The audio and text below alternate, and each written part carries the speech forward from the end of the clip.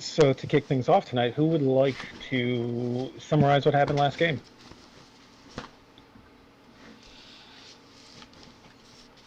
We face the consequences of our own actions. Yeah, that happened. And other people's actions. And other people's Yeah. actions. All kinds of consequences. So we jumped off a cliff, terrifying everyone to establish dominance, I suppose. Hell yeah. Also, it was the fastest way to get to the temple of Talos, where we were confronted by a bazillion and a half paladins, who were very upset that we landed on their berths. Foreigners were just falling out of the sky. That's something to be concerned about. Really, truly was. And then Say was like, yeah, this is my usual bullshit. And then even one of the paladins was like, yeah, that is her usual bullshit. Someone summoned Pyria to establish that we were, in fact, who we said we were. And we were able to rescue the other Kyrells from the temple. Confirm that it was safe for them to leave and leave with them. Went back to their house. There was a lot of discussion about Say being like, yeah, I'm going to go talk to the gunslingers and admit what I did.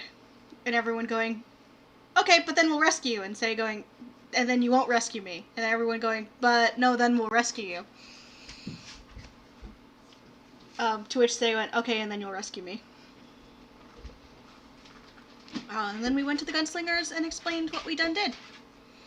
Say got put on, Say has a black badge and is on special conditions and has to report to the Black Tower a year from today to stand trial. And is to be gathering whatever evidence she can gather in the meantime. Right. To hopefully result in a desirable outcome of this trial. I guess that part's optional, but strongly suggested. Yeah, Chapter Master Bakar kind of went on a limb, putting himself at risk.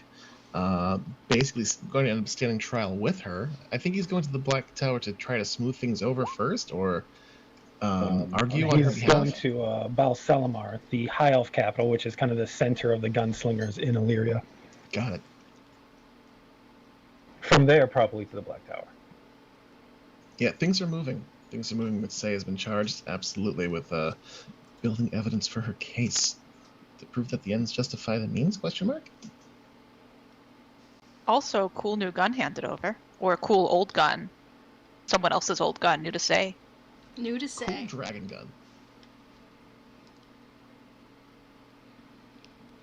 gun. Before all that happened, Losien surrendered to the town council. Basically, Torchbearers are done. We're not here for the power. We're here for the town council to make that decision for us. So things are presumably happening at the castle.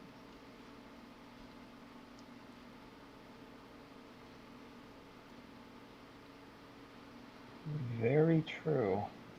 There was also that incident, or part of the game that I thought kind of stuck out, where Felix was desperately trying to find out if leaving now was a good idea, or if leaving later was a good idea to go to the chapter house. Interesting divination with those sticks. Yeah, Felix's conclusions about what parts of that the question was what was basically if we accompany Say to the chapter house right now, pro or con, and it was very, very faintly like one stick in favor of pro, question mark. So Felix may have drawn some conclusions about which parts of that question were significant that may or may not have actually been significant. And right after that, Kanane was like, let me show you a real divination, and did a card reading. So now we have a divination battle.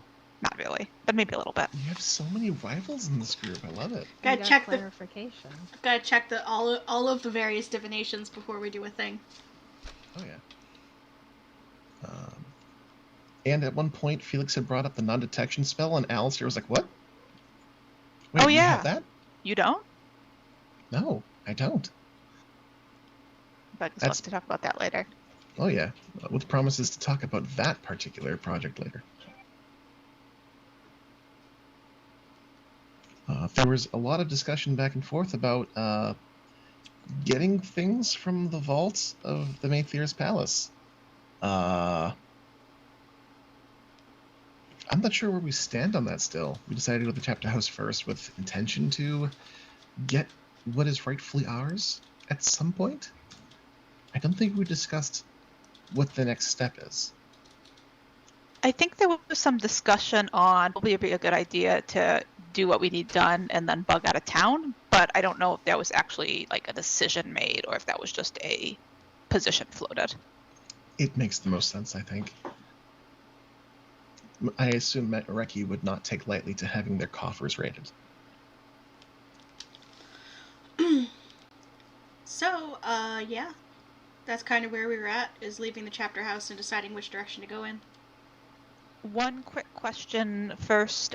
We were not at the chapter house waiting because I remember there was a little bit of waiting, but there was not a short rest's worth of waiting, was there?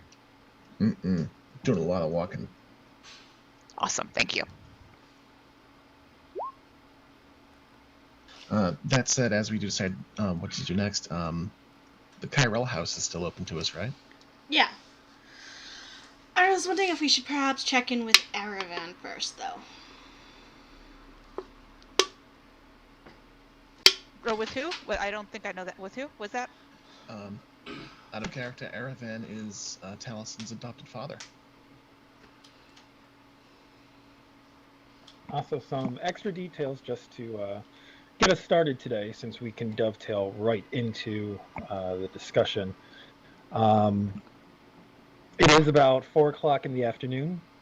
Day is pretty clear. Sun's out, a little cloudy, very hot out. It's kind of in the middle of summer. You haven't seen many city guards around. You know that a lot of them had been recalled to specific areas of the city. In front of some of the inns and some of the dockside warehouses, you notice passively the presence of kind of hirelings with clubs just kind of like hanging out in front of doors and keeping watch out of windows. There's still plenty of people moving about in the street. It doesn't look as though business has been thoroughly disrupted, but there's a definitive difference of atmosphere down here compared to in the upper city. In the upper city, where you were moving through some of the suburbs of the rich neighborhoods, there was this intense paranoia that you could feel with people behind locked doors and no one on the streets except looters and thugs. Here in the lower city, especially near the docks where there's a lot more people, a lot more business, it seems like people are just kind of out doing their own thing. Like, there is a sense that, yeah, they're watching out for themselves, making sure that they're protecting what they have, but there's a general sense of, if we just keep doing things normally, then this too shall pass.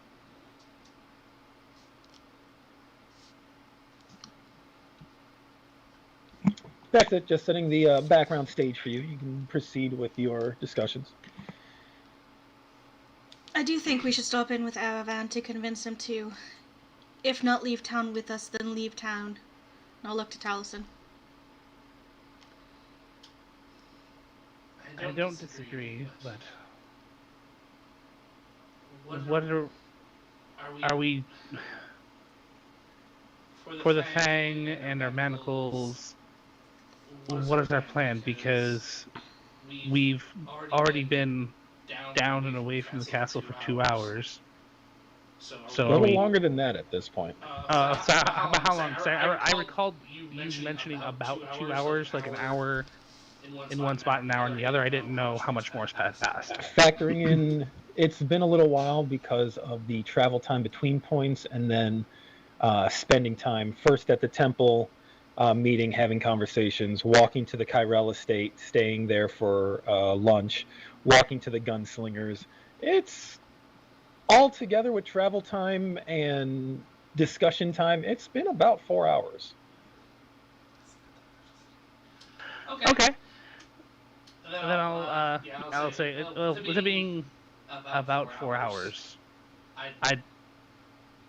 I don't know if they've opened up the gates. I don't know if we would need to fly up there and try and get stuff that way. I don't know if we're waiting. Like, what's our plan? Do we want to wait for Kane and hope that he's not going to be angry about things? Are we trying to? I think we can spend the hour to warn your father that Kane is probably going to try and kill him.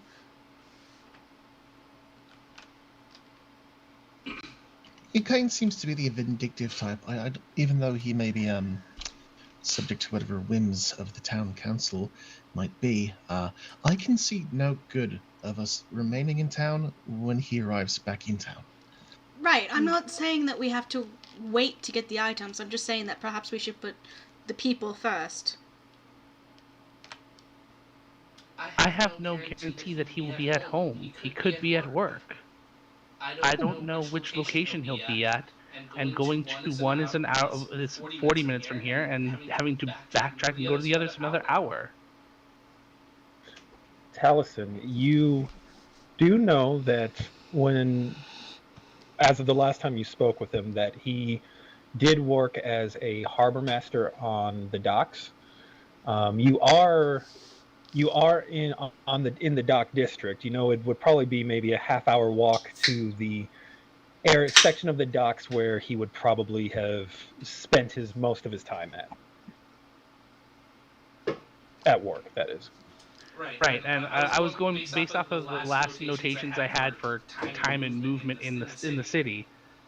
That's if we're moving smoothly and not getting slowed down, 30 minutes fine, but 40 minutes is more realistic. And if he's not at the docks, it's another hour back based on what you had me do the last time. Felix, you mentioned sending messages. Can you do that? I was just gonna say, like, if you can describe them to me real good and like maybe draw a picture or something. Like, it's easier if I know the person, and I don't think I know this person. But if you can get sounds like you know him pretty well. So if you can describe it so that I would know him a little bit, kind of maybe, I can definitely give it a try. I can definitely do that, but I look around. Us going now, or us going, fighting our way back up the city later at night, or what have you. Telling him now or telling him later tonight does not change anything, unless you think that Kane actually managed to keep up with us. We have, if we can get stuff and then avoid having to be in that area, it'd be better. Fine, let's go get the stuff first then. Hold on. Do you not want him to? Do you not want to tell him? Are we missing something? Like, do you just not want to talk to him? No, I do want to tell him, but it's something that is also best talked in privacy, not at the docks if he's actually at work. And it's also something that he has already told me he's prepared for, and what we're going to be doing is trying to convince him otherwise. I mean, it's real private if I just talk inside his head, but like, if it's your dad, it's your call, so it's cool. We could walk and talk though, wherever we're going. If we're worried about time. Wait, would he be on the way of us leaving? Where all does Erevan live? You recall, you did visit. Everyone's his been home. there, Yeah.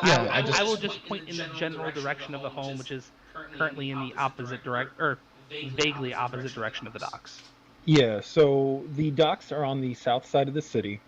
Erevan lives in a lower income part of the city on the east, towards the east of where you are.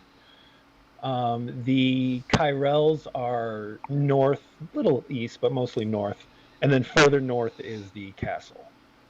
Erevan probably lives the farthest away from the different points in the city. Would it make more sense to go to the castle, get what we want, then tell people as we are leaving? Well, I don't think we can leave tonight. We don't have transport, and we all could use a rest. About that, I was thinking, it's mid-afternoon, it's getting close to evening. I gesture out myself and to Kanani and to Jaeger. we could all turn in early. Get our rest, rejuvenate, reinvigorate, get our spells back. Maybe sneak into the castle at night while it's still dark out. Why would we try to sneak if we can just ask for the things that we want? I understand it as a second chance. If they say no, of course we'll sneak in. But why go to that first? Alistair clasps the back of his neck and kind of scratches. With all due respect, when have the Mareki been easy on us?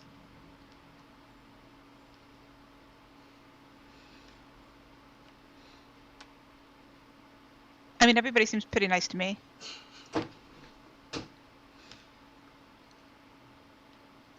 Everything is in turmoil now. We have the ear of the Rotharis, who are members of the council. Who just turn themselves in. No, I'm just the saying- Rotharis are not members of the council. They said they had friends on the council. I'm just saying, why don't we try diplomacy first? I know that no one likes to try diplomacy first with the Mareki, but perhaps we can try diplomacy first before we just break in.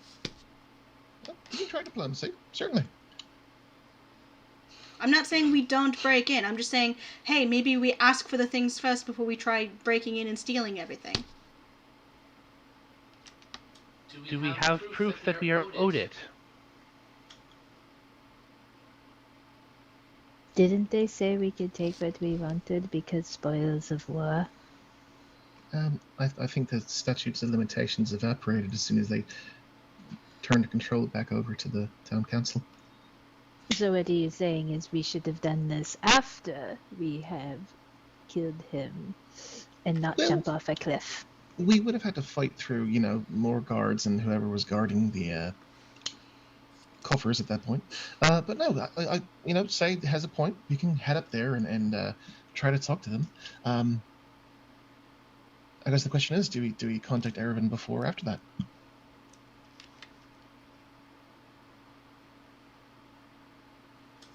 If we... I look over to Felix. I can give you a description. I can, somewhat make an image of him with my abilities, but the only thing that we could tell him right now in public is that he's going to have company tonight. That is about it. Letting him know that we're going to be there so that he knows to expect people. Felix is in the middle of pulling the pickup sticks back out of his bag and like pauses with them like half out of the bag, half still in. Oh, I mean, I thought we were gonna tell him that to get out of town or something like that, but like whatever makes sense, I can do that, or not. Either way. Tally, should we warn him about the Maethir? Just tell him that we need to speak in person. This is not going to be something we can send in a few words, and it will take some convincing to get him to leave.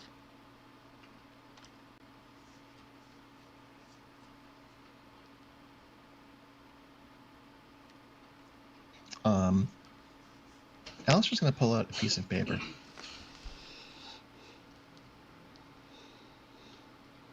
Tally, you said you could make an image of him. I could probably recreate a quick still of him. If you're not certain about your abilities. Well, when I changed to what I am now, I lost the ability to do illusions like I used to. I can make effects happen that'll give an outline of what he looks like. And I can give his full name if that helps, but that's it. While Taliesin says this, Alistair's going to just flick his hand out and transform the mercurial bracers into what looks like to be just a thin screwdriver. Taps the piece of paper, and I'm going to use magical tinkering to produce an image on the paper of Erevan to the best of my memory. Yeah, can I help by using prestidigitation to make an illusion of him? I assume Yes. you're walking and talking while we do this. Yes. Yeah. I give you guys the benefit of the doubt that you guys will walk and talk, unless you decide to like stand still and debate. Actually, I have minor illusion. I will just use minor illusion to make an illusion of him. Hey. Okay, that works remarkably well. I was going to say, Alistair, just out of curiosity, give me a quick intelligence roll. Intelligence check. Okay. One sec. Let's see how well you recall his face.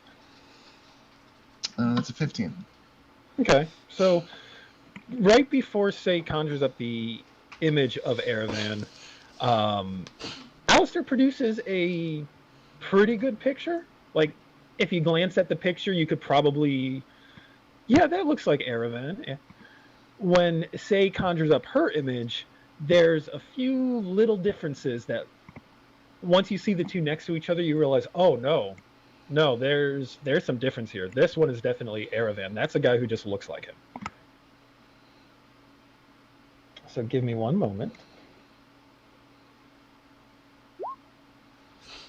So I'm looking one to the other, as I guess we're walking.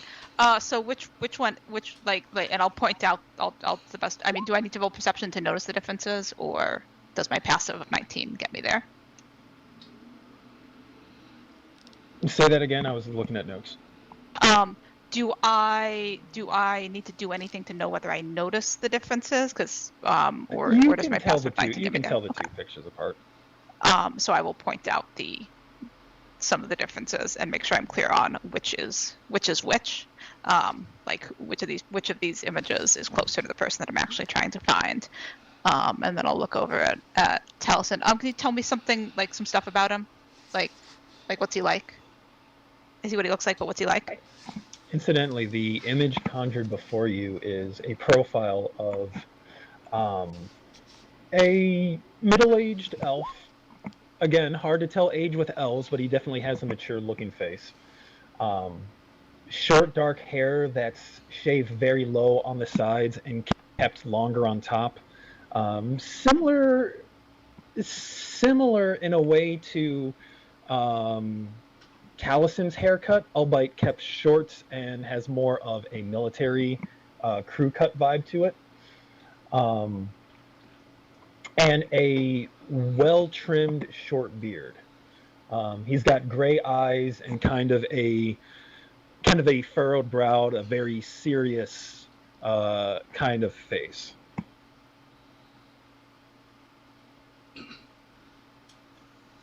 And I'll say his name is Erevan Devar. He is a dockmaster. That's been something he's done for as long as I've known him beyond the war. He's a good man. I've never had anyone cook better fish. But that could be nostalgia, I don't know. No, Or definitely just more like that, please. Like the specific stuff would be really helpful.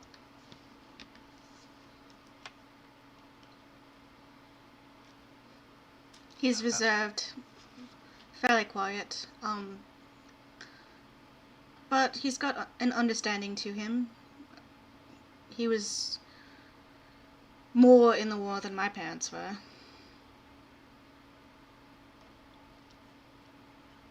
He sometimes sits and stares at a painting of a stormy sea with a ship upon the waves.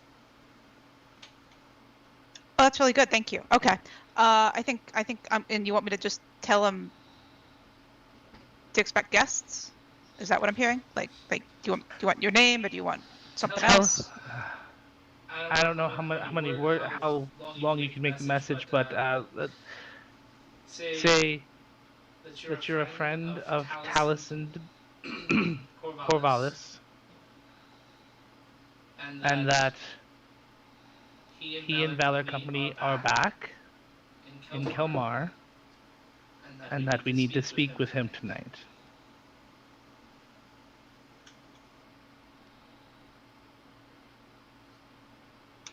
Okay, cool. Yeah.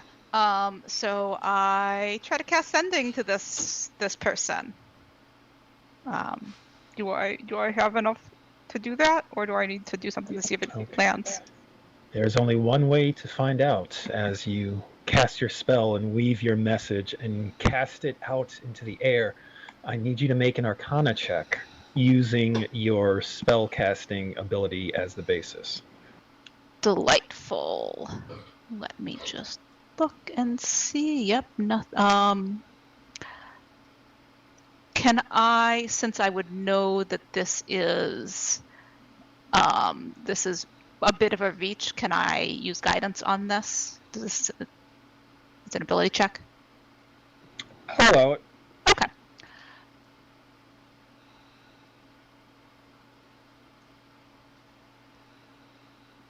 And proficiency bonus as well as the modifier. Nope, I'm not proficient in Arcana. That would actually be a question that I know the answer to. 22. 22.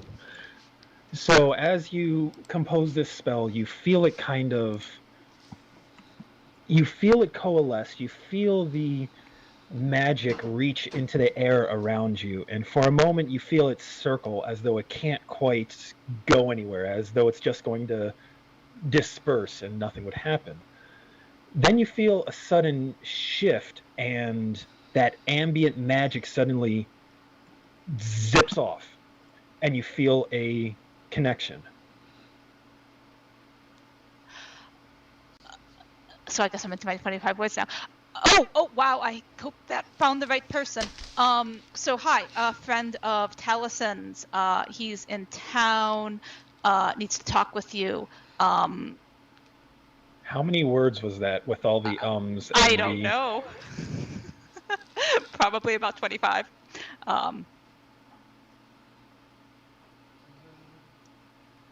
It's like 18. 18? Yeah, that sounds about right. So you've got about 7 words left? Yeah. So I already got Talison's name, although just the first name. I got is in town and needs to talk with you. I think that was most of it. Yeah, Talison Corvallis. So that he wouldn't have gotten all of that.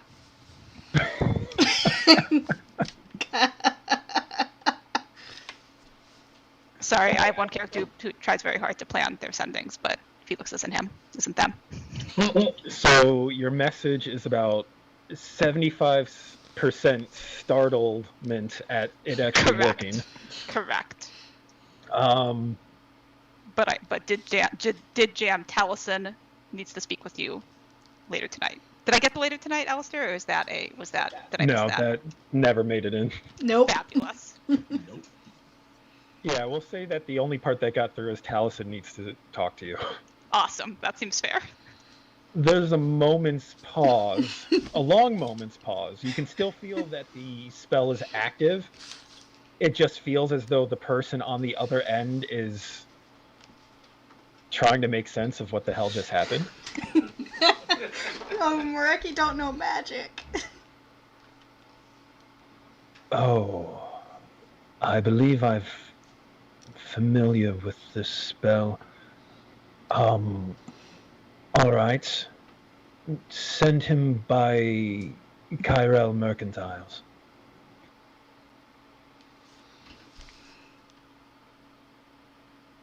And you feel the spell fizzle after a little bit, after he does not use all the words that the spell allows him to use. Only use 15. So I'll look over at Talison.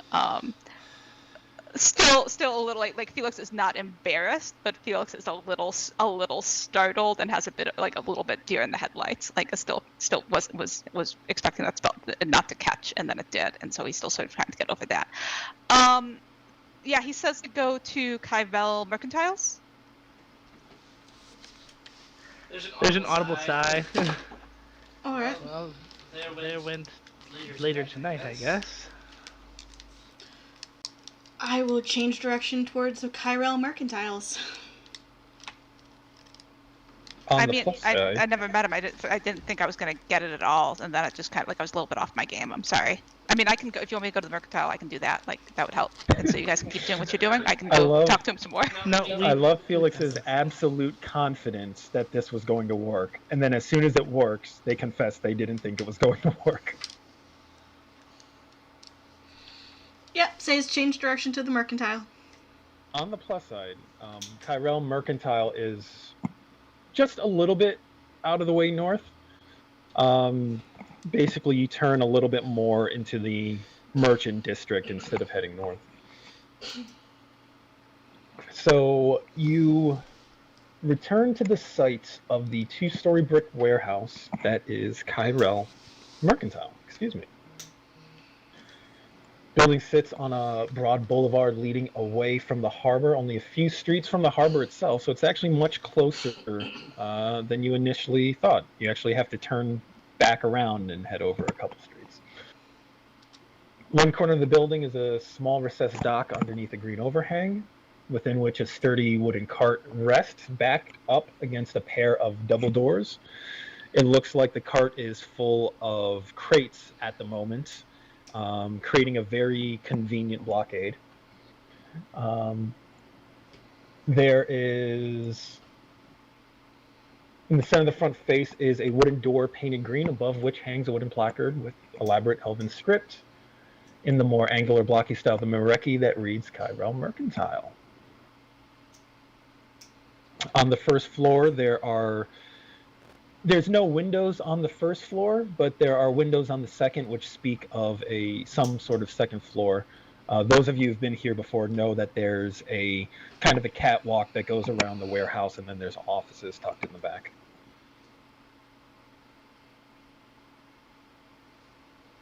I wonder if Yvonne is working. And I say that as I move towards the door.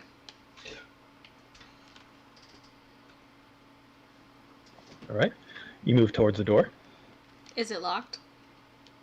You try the handle, and you do find it locked. I will knock on the door. You knock on the door, and you wait. Wait a couple minutes. After a couple minutes, you hear a voice on the other side. Yes? It's Say Kyrell and Company.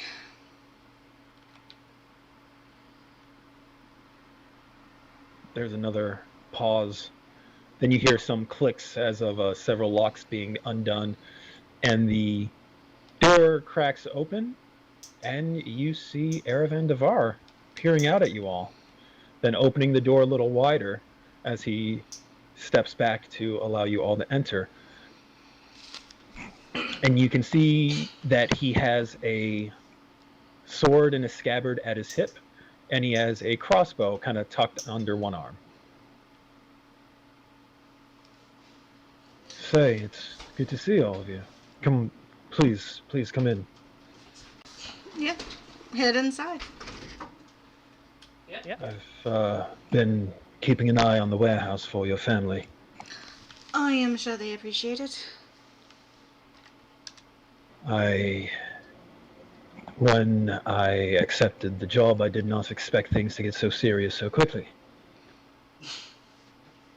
I assume you're familiar with the situation in the city. Intimately. The situation in the city should be coming to an end soon. The Torchbearers did take the castle. With some help. Luthadel He looks is... visibly kind of surprised that the Torchbearers actually succeeded. Luthadel is dead. Dead? Yes. The Rothari succeeded in killing him. Something like... Well, no. I succeeded in killing him. I removed his head from his shoulders. He started to shake his head and say, I should not even say their name. I'm not supposed... What? And then he looks even more startled and then moves past all of you and very firmly closes the door and locks it.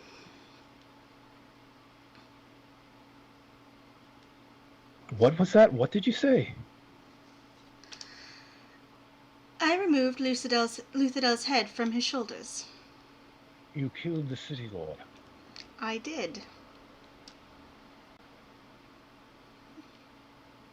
He looks at you and then looks at Taliesin as though with the unspoken question of, is she serious? I look up and I say, she, he threatened her family, and she made me promise not to take away the kill. He kind of squints as though the last part, as though he doesn't quite understand why the last part was added, but he nods slightly. That's... I'm not sure how to take that, actually.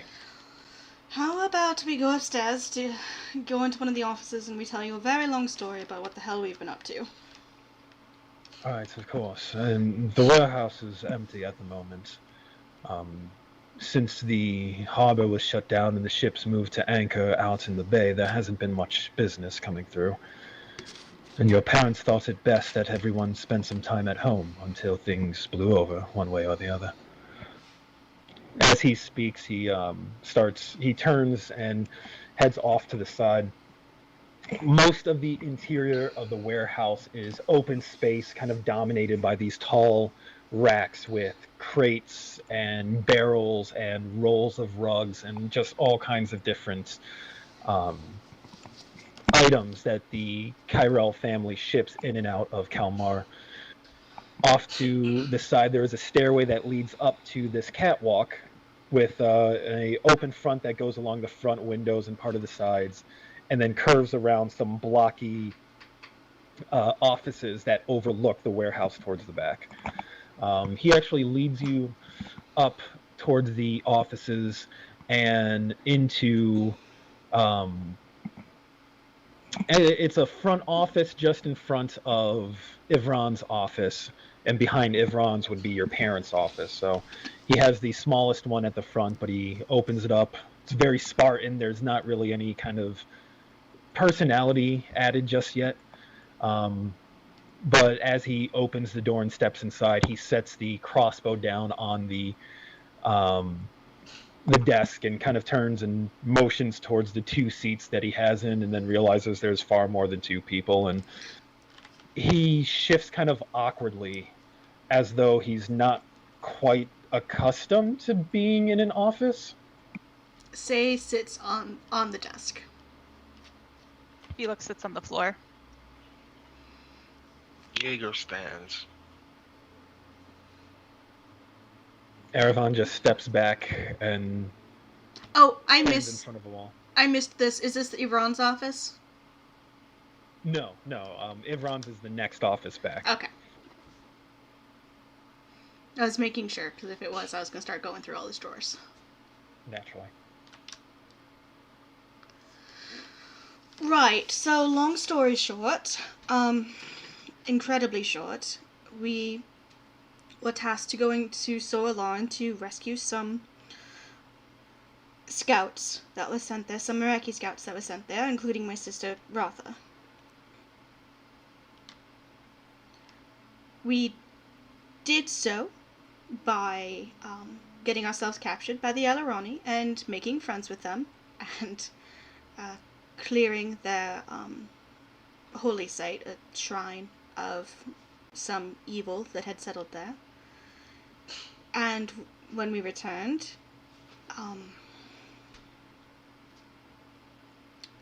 we got news that some small portion of the Alaroni had been turned by this evil towards marching on the Mereki. And, funny enough, the Maethir himself had already turned from his goal of conquering the Nethrani to marching on the rest of the Alaroni. See, he's listening to this with kind of a furrowed brow, his listening very closely and trying to make sense of what you've said. You've couched it in terms he can understand. It just seems extraordinary to him. The Maethir was marching on the Alaroni without provocation or any sort of reason. It was just to end them. So, like the meddlers we are, we got in the middle of it, ended the battle with some supernatural help, and we got both the Maethia and the Prince of Leaves to sign a peace treaty. Well, not a peace treaty. That's overselling it. It's an armistice. It'll only be for a year, but it is what it is. The Meraki have committed to peace with the Alarani. They have. You see he folds his arms in front of him, and he raises one hand to his chin, to his mouth, and kind of covers his face a little bit as he closes his eyes, and he's just quiet for a long moment.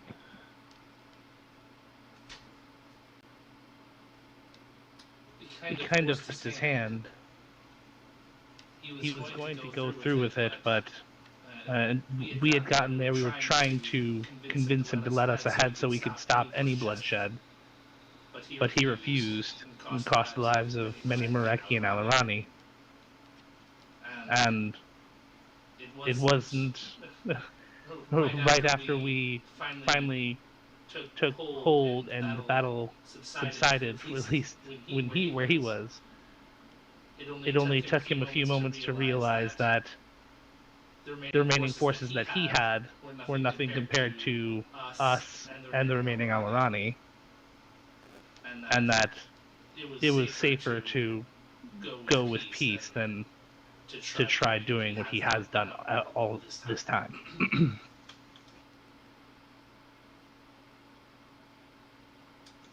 And Say did some really expert work on the armistice in a way that she made sure that people that were good and not loyal to the Maethir were going to be in positions to prevent the Maethir from causing more trouble. And well, Aravan kind of takes a deep breath and raises a hand to kind of rub at his eyes before focusing back on you, Taliesin.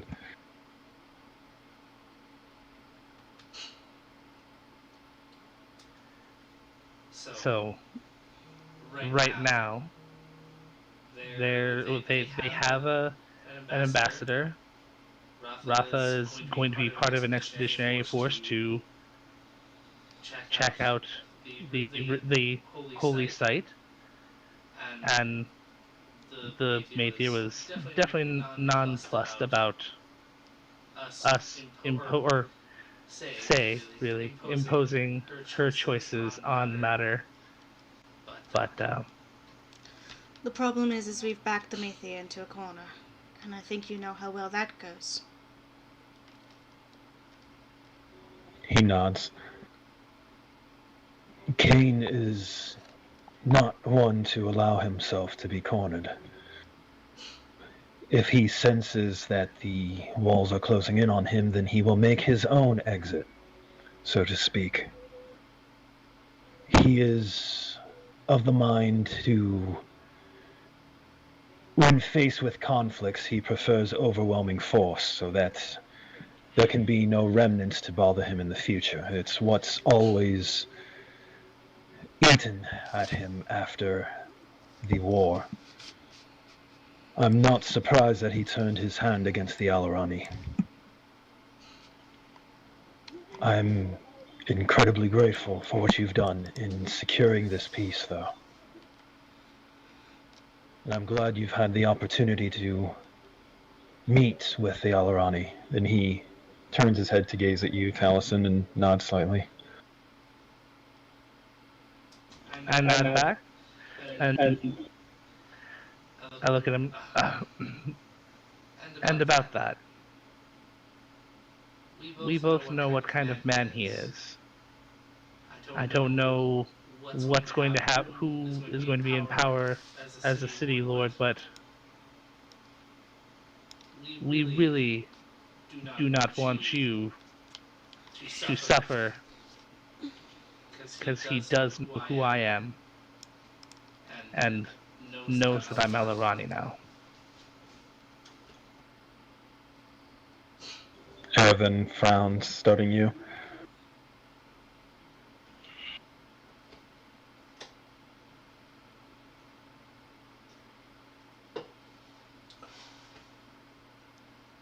I see. That was why you wanted to speak with me. Among things, yes. We want to ask you to leave the city. He blinks. Leave the city?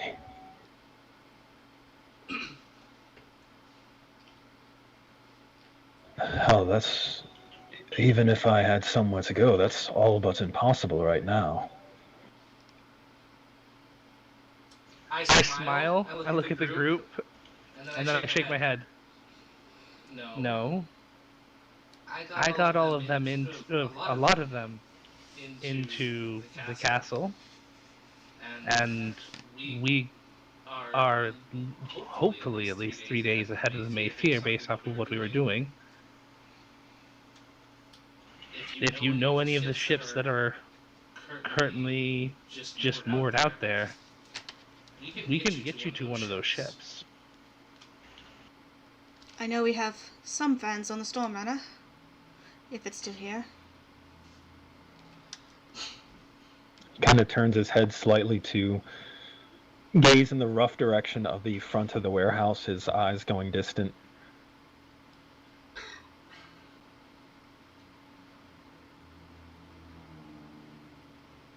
I appreciate your care for my well-being.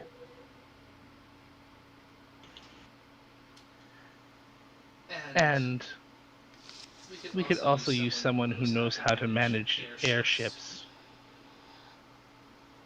You know, ins and outs, transports.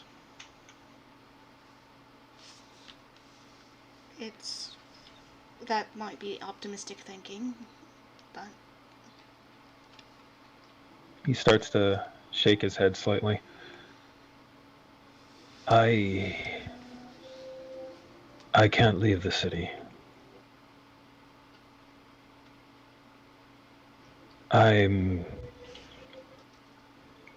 If Kane is as vindictive as you fear, and I've known the man, he can be quite thorough when his ears rose.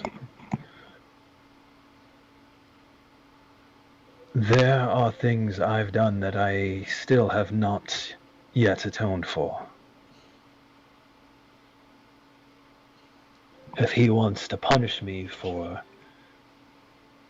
making perhaps the best decision I've made in my life, that's a punishment I'm willing to face.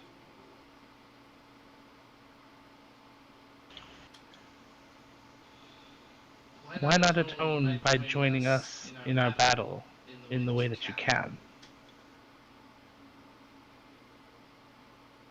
The things you've spoken of in the past, the things you've accomplished, they are so far beyond what I am capable of. I hold up my hand. We are about to go retake Smuggler's Vale. And the forces there have been stealing all the airships that flew nearby. If we retake this, and even 2 of the ships are worthy of use, it is a new outpost for our forces. And we would need someone who knows how to arrange proper, you know, the loading, unloading, management. Something that you are uniquely... You need a commander. You're speaking of building a garrison. More or less, yes. After we take the Vale, our plan is to run an attack on Kier.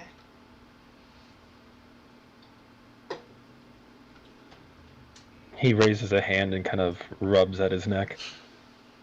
Kier is currently under the forces of agents who serve ruin Hectopol, and there are rumors of a black dragon with them. We intend to end that, but we need support. You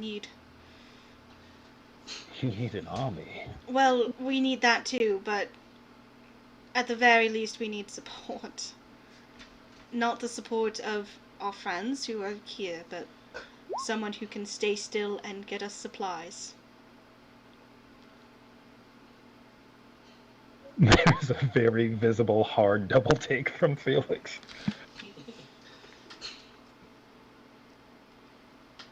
Aravan kind of rubs his, you can see you roll an insight check.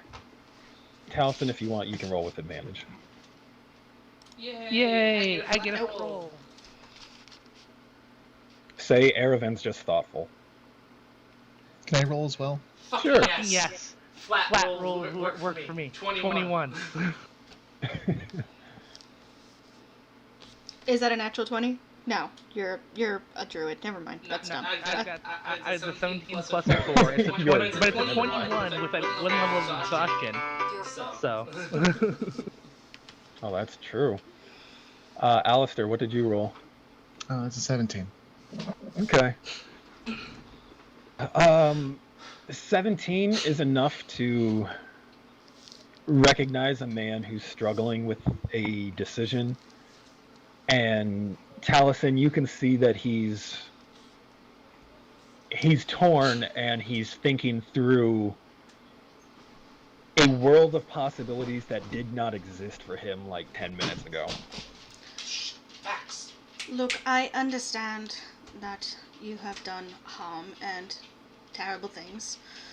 And trust me, I very, very much understand wanting to face the repercussions for that. But perhaps your penance can be done in service of something greater and not at the whims of the Maethia.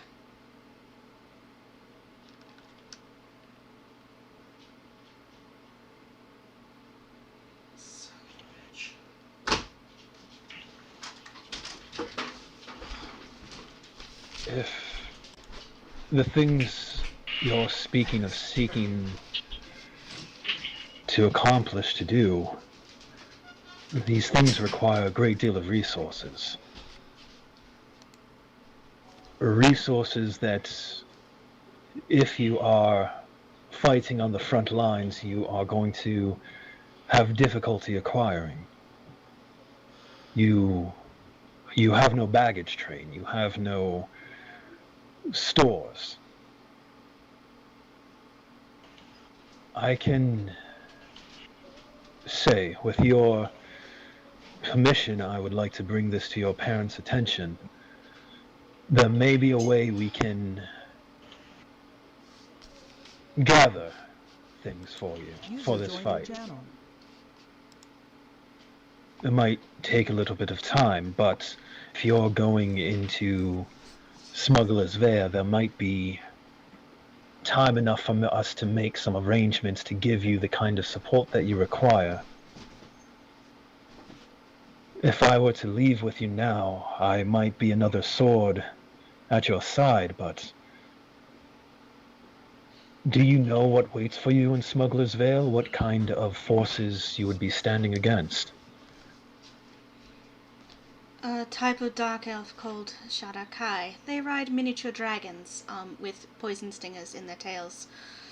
How many?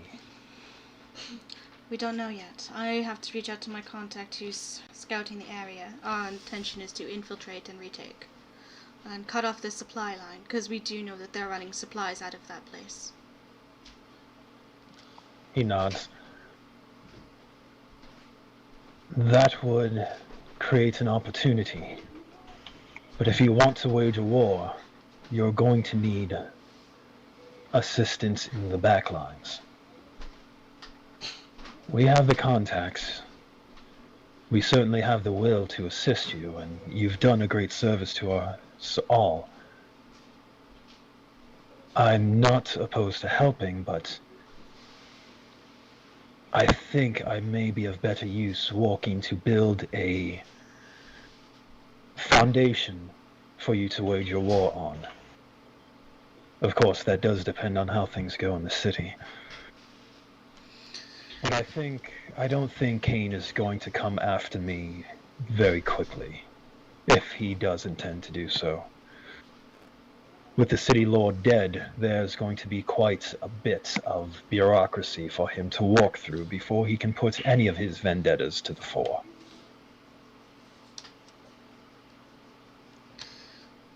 Will you swear to us that if things start to get heated, if things start to look dangerous, you will leave? He actually smiles a little bit. I raised an Alarani under their noses for 20 years.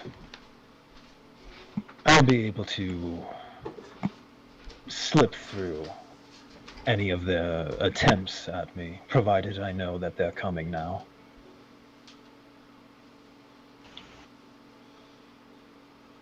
You have that magic of yours that can communicate, yes? Yes. He nods. Then you'll be able to reach me at any time. And in saying that, Alistair, Huh? give me a... Are you trained in insight? Yes. Give me an intelligence-based insight check. Ooh. Okay.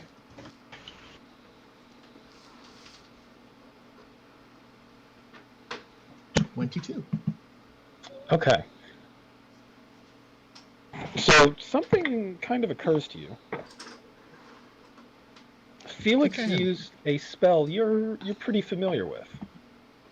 It's a form of long-distance communication. Which should have been shut down. Which should have been shut down. You know that you've all been using a clunkier way of doing the same spell to communicate with Elaine.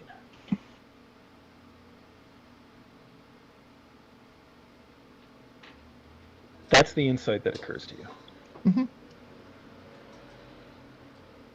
Thank you for the confirmation. Huh.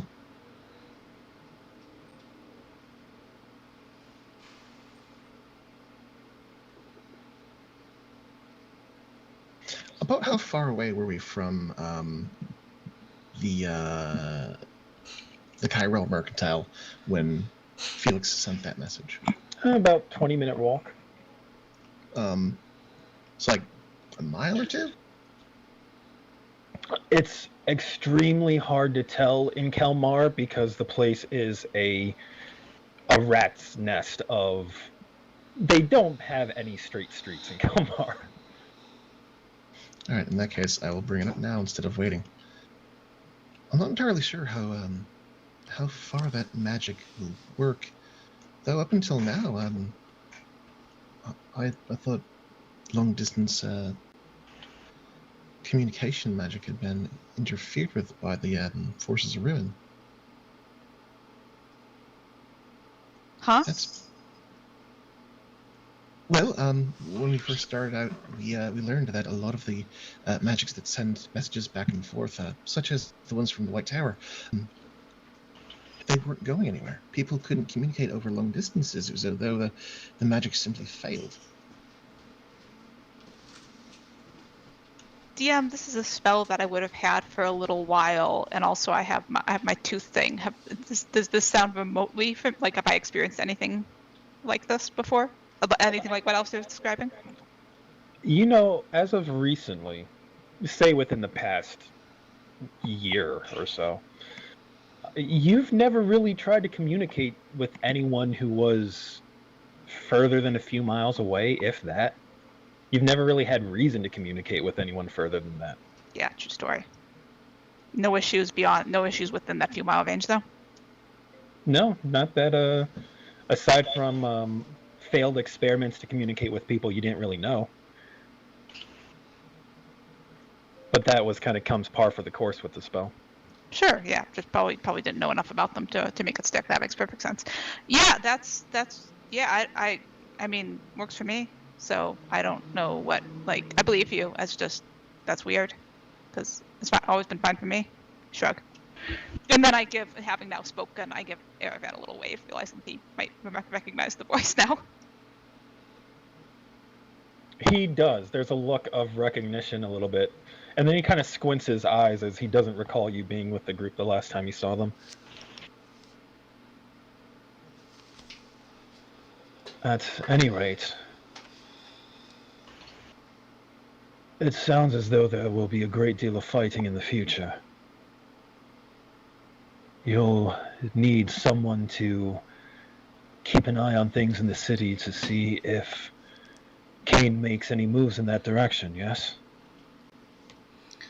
Theoretically, he did promise that he would help us with this, but I'm not sure how much stake I'm willing to put into his promises.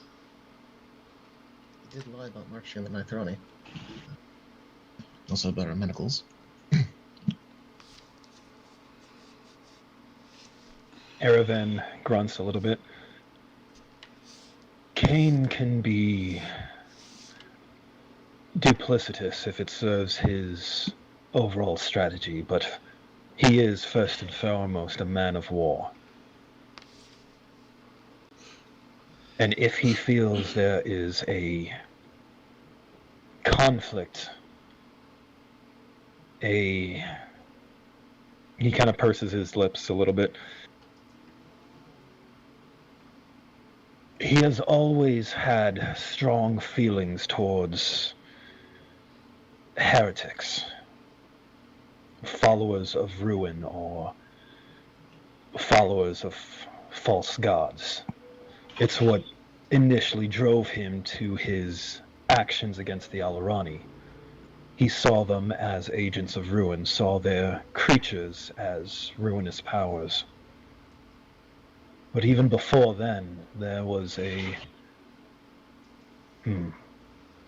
story of his early days in the military.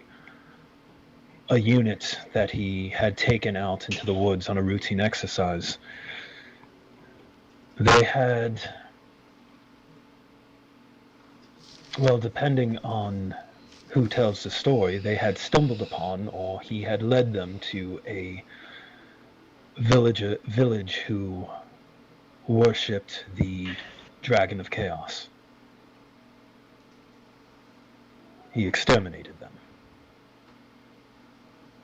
He has ever shown strong feelings against those types of followers. If ruin stalks the world, and he knows that their forces rest on his doorstep, if he's pledged to fight them, he will turn his attention toward them. Eventually. Unfortunately, there's never been a situation quite like the one in the city, so it's impossible to tell just how he might react upon his return.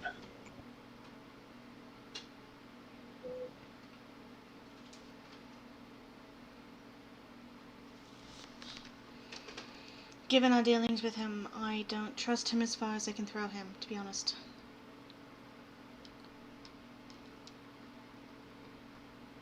About anything. Aravan inclines his head, kind of acknowledging you.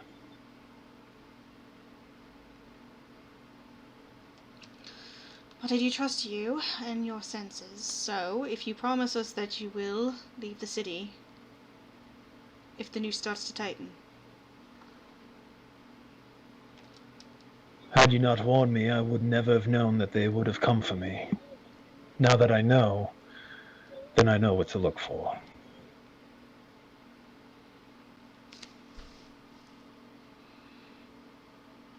And I know I'm being a pedant, but can you just say the words, I promise to leave?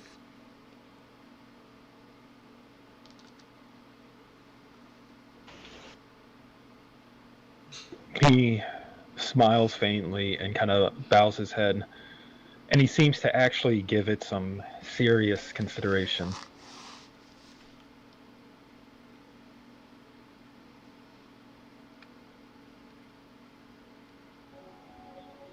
I promise to leave if your family does. Their heads are on the chopping block as much as mine is. Fantastic. Fantastic. I can at least trust my mother's judgment on that as well, so.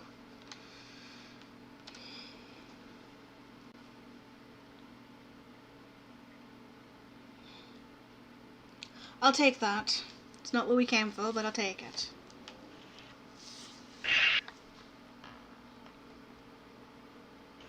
Is there any other way I might be able to assist you?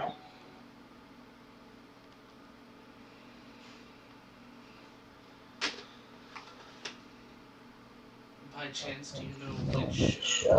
Oh, you're coming through really weird. Yeah, because I. That was weird. It's a new tree folk speaking. Something like that. Hold on. He said, hold on.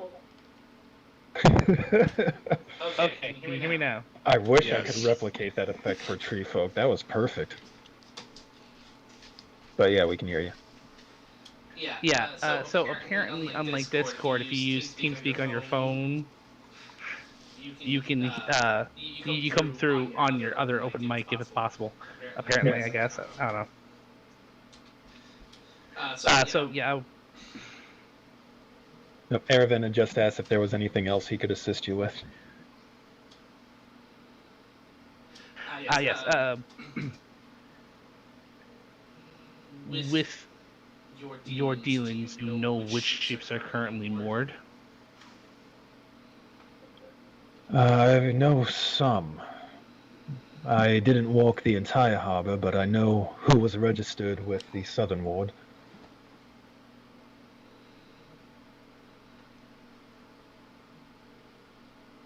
And is the Stormrunner among them?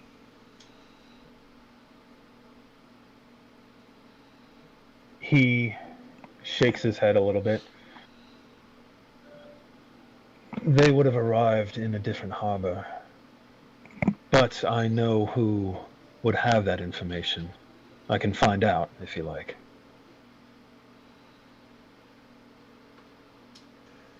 That would help. We can stop by later tonight. Actually, instead of stopping by, why don't you go to my parents' house and we'll all meet? Because if you are all going to join the war effort, then we should probably all have a war council. Are they back at the house then? Yes. When we left excellent. the castle, we got them from the temple. He nods. In that case, it's best I check in with them anyway. We have to run back to the castle for an errand, but we should be back soon. You're going back to the castle now? There's an item that we need that was promised us that we don't want to wait for the Mythia for. Best of luck acquiring it, I suppose.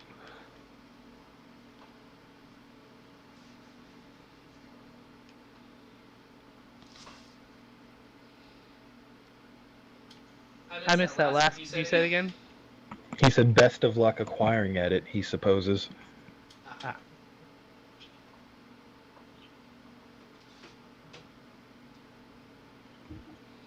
I should see about making sure all the doors are locked and everything is secure here before I leave.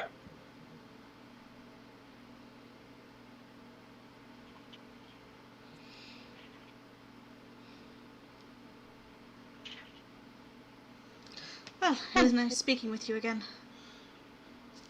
It's nice to see you've all made it back in one piece. With some of the spectacular accomplishments beneath you.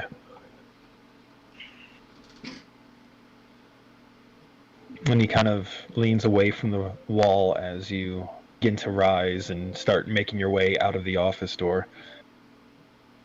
He does reach out a hand to take your shoulder, Taliesin, as the others make their way out onto the catwalk. You said you were among the Alarani. Yes. Did you find any kinfolk there? Yes. Luckily, my siblings still live. You feel his hand kind of tighten on your shoulder, and you see him take a deep, kind of shuddering breath as he nods, and you can see that you just lifted a piece of weight that had been pulling down at him. Like, there is a deep relief in his eyes at hearing that from you. Good. I'm glad to hear that. Perhaps one day you will meet them. Perhaps one day.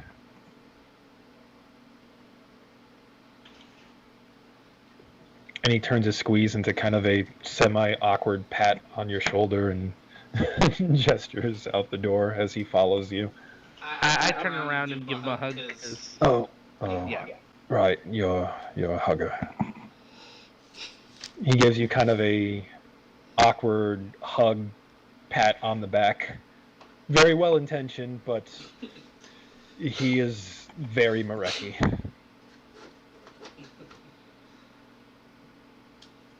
But it's earnest. Yeah. I just smile.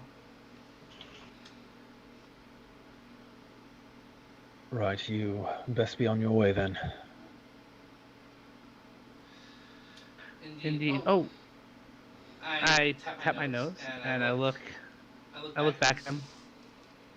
That painting above the mantle. Was that a special commission to you, or is it one that is popularly copied? Nothing so unique.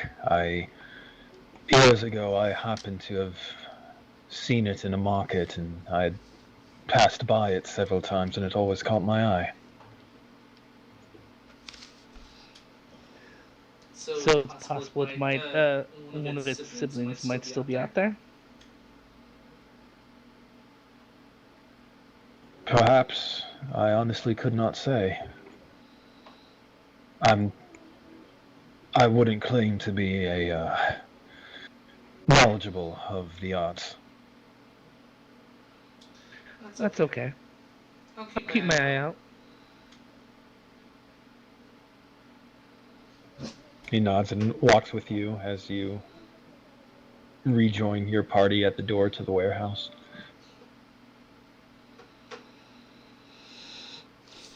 And I swear, if I have to hear about those manacles one more time. Manacles. Yes, you've mentioned them a couple of times. Taliesin is grinning ear to ear, but he's not saying a fucking word. Good luck on your errand. I'll lock up here and head over to the Kyrell house shortly.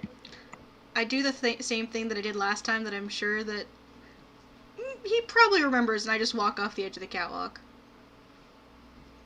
He wasn't here for that. He was still working by the docks, and you spoke with him at the home. So when you do that catwalk thing, he kind of lunges forward, hand half raised, but then you're okay, and he stops and looks extremely confused. Just walk down the wall. What on earth? Spoils of battle and magic. He just looks confused and a little unsettled.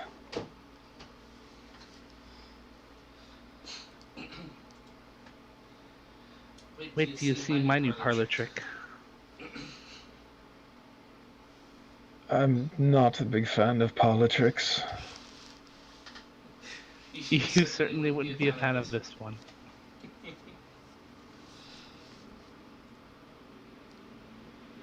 But yeah, so you all rendezvous back on the first floor and make your way out of the Kyrell warehouse.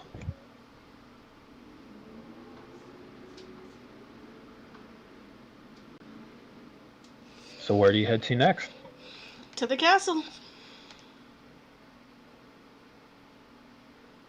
All right, everyone sets off back up towards the Temple District, which is the nearest district to the ramps leading up into the upper city. I'm gonna manage to keep my cool for a couple minutes away from Kyrell Mercantiles, and then I'm gonna just sort of looking around at the group, voice pitch so that the group can hear me, but hopefully not too many people away. I know it's not the time to make you all explain about the dragon thing, but somebody's gonna need to explain about that later, please. Somebody later, please. Counselor just kind of looks in Felix's direction. Weren't you told to come help us? I thought I thought the person who told you to help us would warn you about that. The dragon's kind of a big deal, yeah. Yeah, not really his style. With the warning, so much. It's fine, and later's fine. I just good I don't want news. stuff get dropped. There's good news and bad news about the dragon. I mean, usually. The good news is that it's not actually a dragon. He looks a little disappointed. The bad news is that it's Kilamo. DM, is that name meaningful to me? Make a religion check with disadvantage.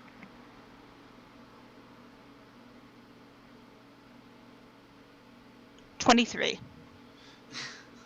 With disadvantage? What the shit? It was a 13 and a 16, and I may have expertise in that. Yeah. It's a knowledge cleric thing. The library back home was a very eclectic thing. It wasn't terribly robust in its offerings, but what it did have seemed to be a collection of very esoteric writings. You recall there was one book that was about an old book that discussed the different divine pantheons. And you remember a section under Ruin that discussed several of the lesser gods that followed Ruin, demigods. And you remember hearing the name there. Let me double check something real quick.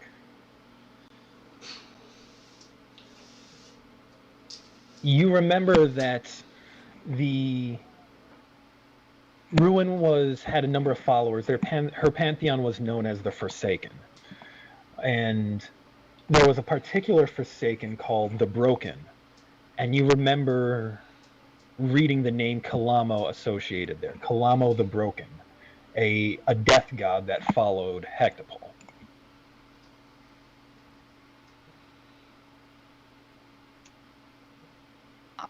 Huh. Really?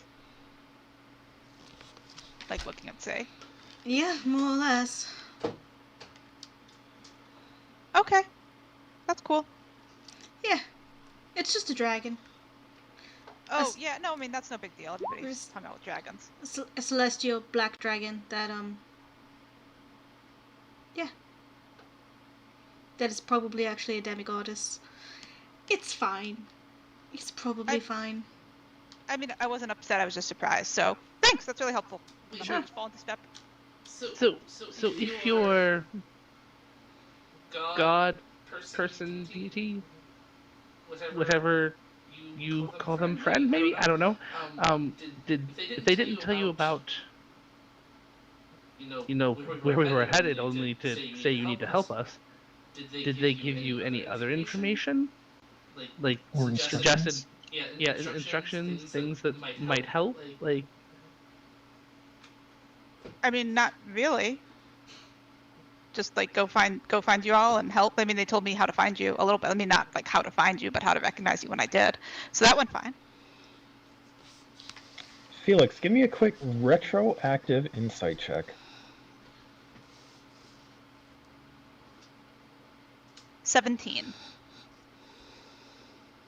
As you think back to the experience you had with your patron who sent you on this little adventure, you get the insight that if it had been a lesser man, if he had been mortal, if he had any human qualities at all that you could kind of attribute a feeling towards, he seemed a little plussed, seemed a little distracted, like he was trying to take care of something very quickly before he had to tend to other things. He seemed distracted. Yeah, Felix remembers that. Felix has an alternate explanation for that. Yeah, no, I mean, I've been helpful. Haven't I been helpful? Felix looks a little bit worried. Just You a little. have. You have been very helpful, honestly. Super helpful. Glad to have you here. Thanks. So yeah, it was more trying to feel out that some deities, patrons, friends, at least those watching us, offer some additional helpful information, possibly locations of things, but we just didn't know what you might know, so I was curious. yeah, no, But that's fair. I mean, I got a riddle, but that's mine. I'll let you know if it's any helpful to that. But I mean, I think I almost got it, but there was no go here and do that, or like, hey, there's gonna be a dragon. Because I mean, like, that's just not a big deal. But I'll let you know if I think of anything. A riddle? Was it about the one that's one leg, then two legs, then one leg again? No, one leg, then two No, legs, that's then three something. legs. That's something else.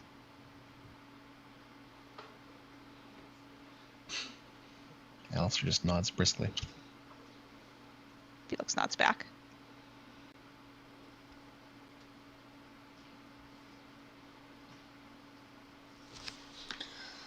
All right. So while we're walking, I will kind of fall back to fall into step next to Alistair. Do I get the impression that I'm in trouble again, or? Insight check? Insight check? Sure. 22. She definitely wants to talk to you about something serious, but it's definitely not like a bad or in trouble thing. All right. Oh, something on your mind? A little bit, yeah. Do you remember that conversation we had on our first night in Thornwall? First night in Thornwall. You may have to, you might have to jog my memory. I've lost a lot of blood today. Right. The one where I said something about 3 years? Oh, that nonsense, right. Right. I think I may have made a math error. This is the part where you say it's 6 months, and I say, no, say that's a really bad idea. No, this is the part where I say, I love you idiots, and I appreciate the fact that you probably won't let me die, ever. And that I did not take that into account during my original calculations. Alistair just starts to grin, and you see his cheeks get a little flush.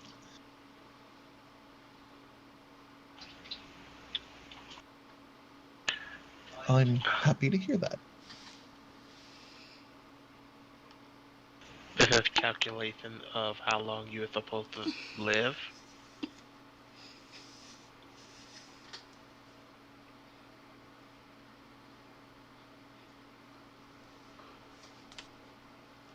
I had a theory, but my math was incorrect.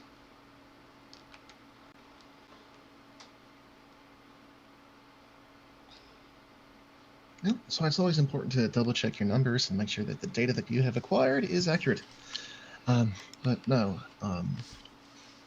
suffice to say, I don't think anyone's going to be dying willingly, so long as we can all draw a breath. Are you thick?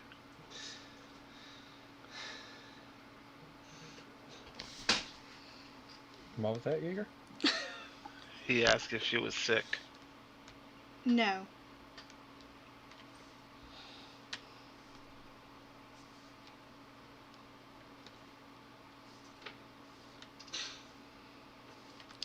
So anyway, I was just letting you know, Alistair, that I'd corrected my calculations. He nods and looks you over and right. If ever you need someone to springboard some more math on, let me know. Will do. Good chat. And on that note, I'll walk away. Just grins. He doesn't say a word, but he just stifled excitement. Newfound pep in his step. Oh yeah, it's like he only lost half of the blood he lost today. He's got renewed vigor.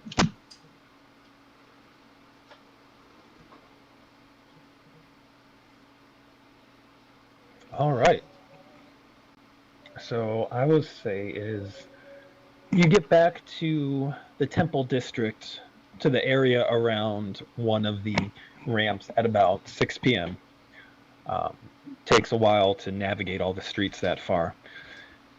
You can see from a distance that there's a small crowd of people, like there had been a crowd that had dispersed and more people came and went, but you can see that there's still a guard cordon at the base of the ramps.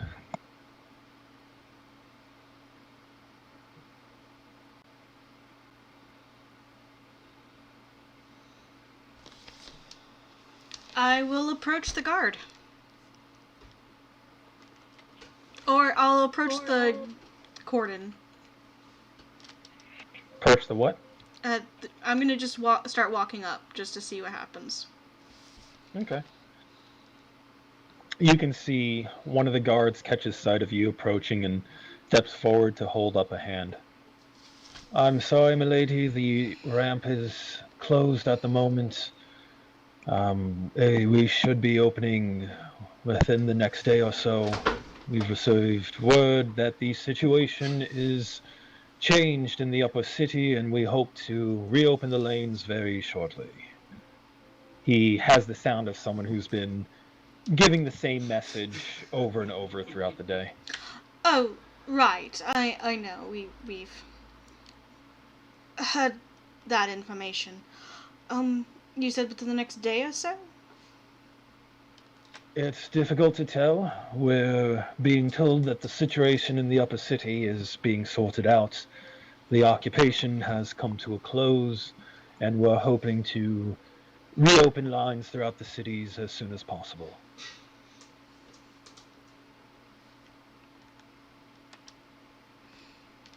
Wonderful. Thank you. He gives you a polite nod and retreats back to join the others. I'll go back to the group. Should we ask if the city council is already gathered at the palace? We could convince them that we have news for the council. Could try. I don't know how much he knows, but I'll give it a shot. And I will approach again. Apologies, I don't mean to interrupt your shift. We actually have news for the council regarding the occupation and all of that. I was hoping that we would be able to get through to speak with them. You can escort us if you'd like. He gives you of all things kind of a bored expression. I'm sorry, milady. If there's anyone the council wishes to speak with, they would send word ahead to let us through. To be fair, a new spin on what I've been hearing all day, but you're not the first person who's come saying they've had Of course. business with the council or the city lord or so Right. forth. It's just that we just came from the war host. um, The war horse to the south. As the DM realizes, I gave you guys some weird directions earlier and I was completely backward. The bay is to the north, the castle's to the south. So yes, the answer is the war hosts are to the south. yes, the war host to the south. Beyond the upper city walls.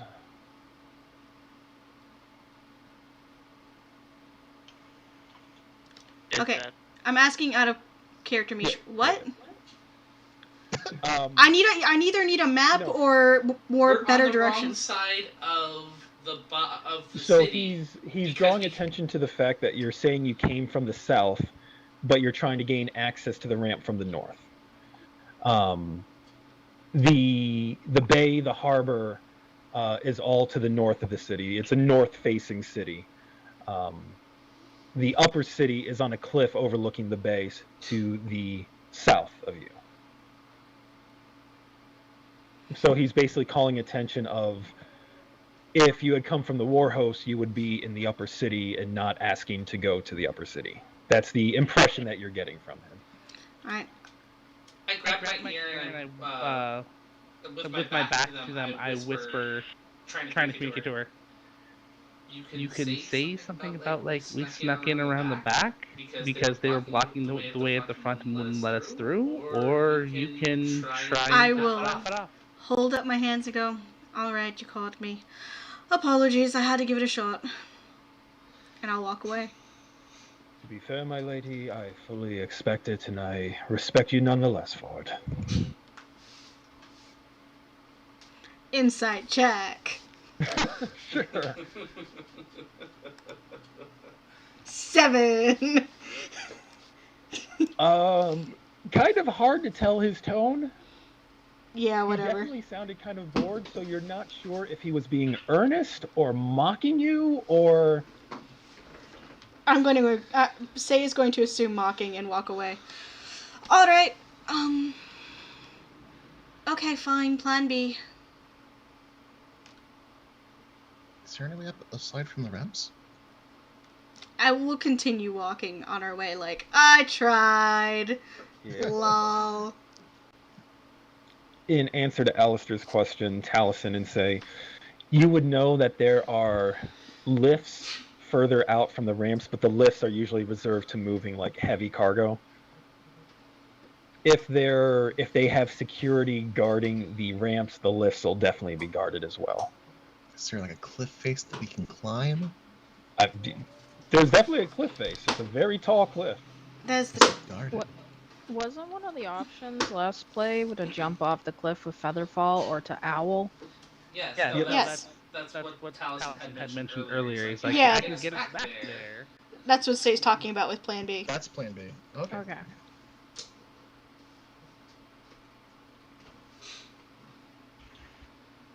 As you turn away to contemplate the logistics of Plan B, well, let's take a quick 5-minute break. Sure. Alrighty. Be right back, just refreshing the drink.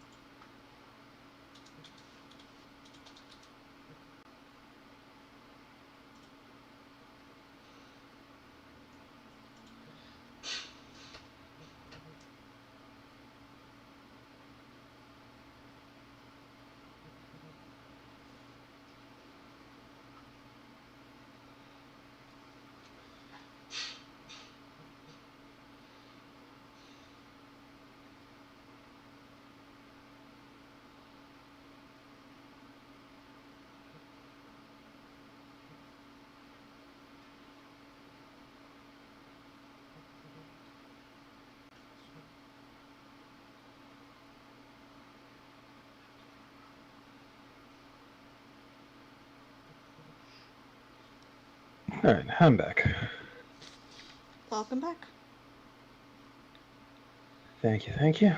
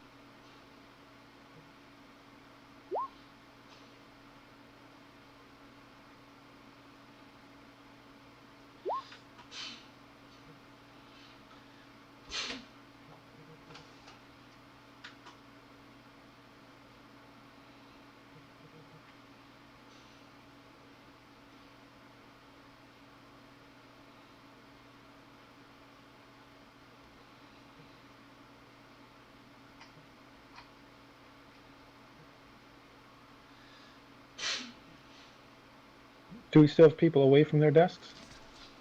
I'm here. I am here as well.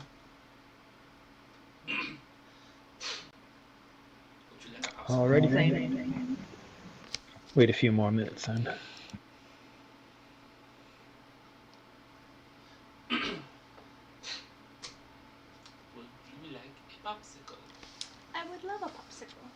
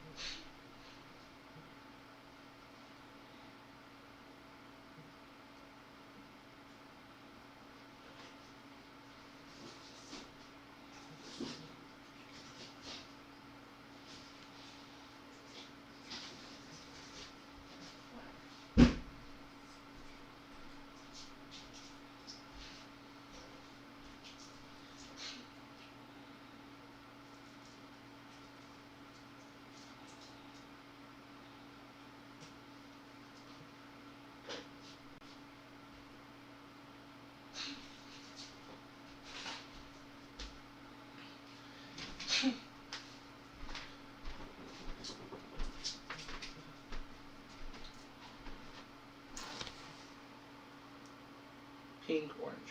Orange.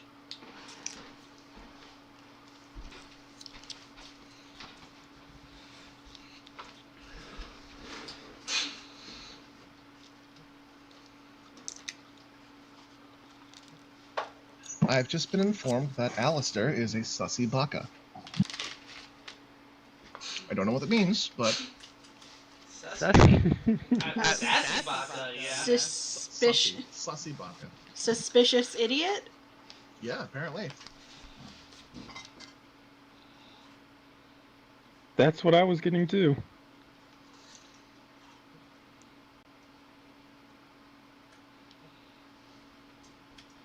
Like, sus to whom? Depends. You'll keep, making insight checks and you'll find out. Alistair's gonna turn the party. Alistair's totally the evil one, that's correct. Would it not be the best heel turn, though? Oh, I'd love every minute of it. I'd hate it, but I'd love it. It's always the smart ones you have to watch out for. It's actually... He's infiltrated this adventuring party just so that he could get back at Elaine. Just to fuck with Elaine. Just to fuck with Elaine. I mean, does anyone really know the side effects of whatever it was his mind brushed against in the first city? I'm surprised he doesn't have nightmares. Surprised he doesn't talk about it anymore. Kept talking about it and then just stopped one day. I mean, he stopped talking about it because he was like, well, we figured out what the greatest lie ever told was, and it didn't break apart my group, and it didn't make me go insane. Now we're good. That Now the voice was fucking wrong. It can go to fucking hell. It probably already is in hell. Fuck it. I'm not saying it's demons, but it might be devils. Or, three-legged tentacle monsters. We'll get suspicious when he starts casting Eldritch Blast. You guys got a riddle too? That's cool. What's your riddle? DM, I need to remove that feat. So it sounds like everyone's back. I believe so, yes. All right. So we can jump back into the game with Plan B. Who's excited about Plan B? Why don't we talk about Plan B? What the hell is Plan B? Owls, I think. I think it's fucking owls. So as we get away from the guards and No, we need to people do it right in front of them, and everybody No, needs no. to do that. Fingers as they're flying over 'em. You gotta show displays of force to these Mareki. That's the only thing they understand. So as we're He walking was away, wondering how we got past if we came from the Warhorse post. We just gotta show him. that's what Taliesin was saying. He's like, either you say we went around, stuck around the back, or you just say, oh, you caught me. And the best part about doing it in front of them, Mareki are basically stormtroopers. Once you're 5 feet away, they can't do shit to you. I'm so angry about that, and so angry that it's been demonstrated true. Yeah. You know what it really Those is? stat blocks need revision.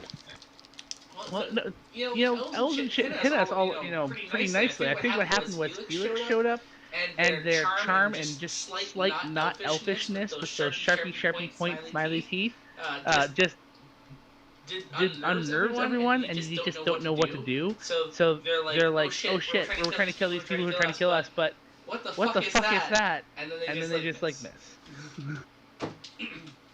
Just Bold another plan. valuable service I can provide. Felix just shifts everything 5 inches to the left. That's an interesting thought. Just passive blur. We can change one of my knacks if we need to. Anyway, so fucking eagles, I suppose, or owls. I'm sorry, owls. Are we waiting for the cover of night? Or are we just saying fuck it? I'm just saying fuck it, but I would like to know what y'all's plan is. I enjoy fuck it. Alistair rolls his shoulder. Well, again, if we turn in now, catch some shut-eye. I can do a couple of things. If I get some time to rest, I can make some of us invisible. I could make it so that if we have to leave to the harbor, that we could walk on water to get out of there. I could. I don't hate the plan where we get some rest, to be honest. It's been a long-ass day, and most of us are fairly injured. I'd love to patch up some wounds before they get infected. I mean, do you want that? Do you want that potion you gave me back earlier back? Because you can have it back if you want it. If that would help with the infection. Things are usually best left for the last possible moment. You know, coming in clutch. I just don't want you getting infected. Well, I appreciate that.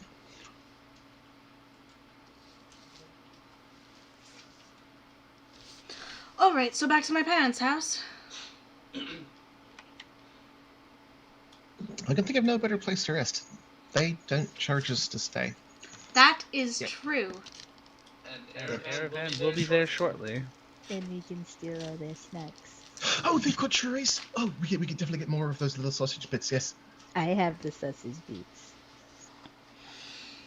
I am sure Sanaa Cat. did grab a bunch of snacks when you guys left, didn't she? Yeah. Yeah, we definitely several of us grabbed doggy bags. Yeah, she has so many napkins filled with stuff. I'm I sure need to Kadak ask will be. you to Okay. roll for how much she actually took. What was that say? I'm sure Kadak will be thrilled. Hey, it just means people like the food, and there's more for later. So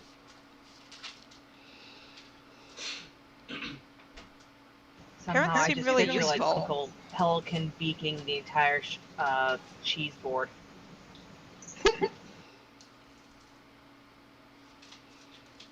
all right, so y'all head back to the Kyrell estate. Mm-hmm. Yep. Okay. You've been gone a little while by now. Let me update the timeline. It's probably about 1845. Make a note of that. When you get back to the Kyrell house, when you get there, and do you knock on the door, or do you just let yourself in, say? Just let myself in. This is my house. You do find that the door's locked. Do I have a key to this house anymore? After roll all a we've been through? D20. Roll a d20. No vax. Sorry, it rolled twice. 15. All good. So with the 15, I'm going to say that yeah, you still have a key. Out of sentimentality, more than anything else. Exactly, sentimentality, and even though you originally left on awkward terms, like it was still your house. When you let yourself in, you quickly find moving into the hallway is Kadak and Aravan, both of whom are armed with weapons raised. And upon seeing you enter, they both kind of let out sighs of relief and kind of lower their weapons. Gentlemen, I think I've been stabbed enough today, but I appreciate the thought. Kadak just smiles a little bit. It is interesting times outside, Mistress Say. I fear I did not expect you until later on tonight, if at all. And Aravan looks at all of you. I thought you had an errand up at the castle. We decided that, given our state, it would be best to get some rest before we decided to make a run at the castle, given that diplomacy failed. You see, Ilrene and Hastos have joined the others coming from the study room, where it looked like they were having a conversation before an opening door put everyone on high alert. Oh, you're back. I see. Well, come in. Close the door, please.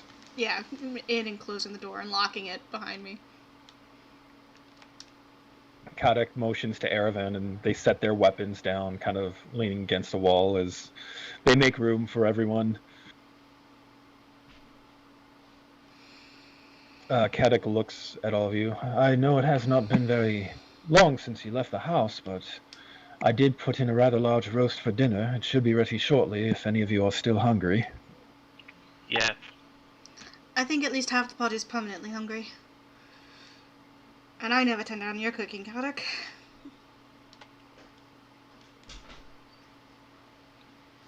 He grins a little bit.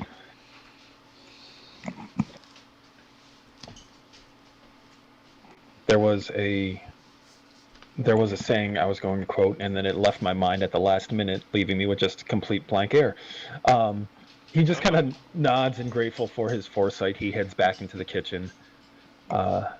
Ilrine kind of rests her hands on her hips as she looks across over you. You mentioned the diplomatic approach did not work. I assume that means you walked up to the guard and asked for access. I mean, yes. It was worth a shot, Hasto says, looking over at Ilrine. Ilrine sighs a little bit and kind of pats her husband on the shoulder briefly and nods to him. He kind of motions towards Aravan and motions back towards the study where they had been speaking as Ilrine turns back to you. It was worth a shot, but not entirely unexpected. There's just been a substantial governmental regime change. I don't think they're going to be in a rush to give us all our privileges back. No, I doubt it, but I wanted to give it a shot, so we could say that we gave it a shot. That tends to be our MO, really. Anyway, we gave it a shot, and since we probably will need to break in, we could use a rest. All of us are in rough shape. Break into the castle? Oh dear. Wouldn't be the first time. Today. No. If you had mentioned to me that you were going to break into the castle yesterday, I probably would have laughed in your faces, but given your exploits, I think I will content myself with offering you all a drink if you need one. We have places for you to rest and regain your strength. We don't have many spare rooms. You may have to double up.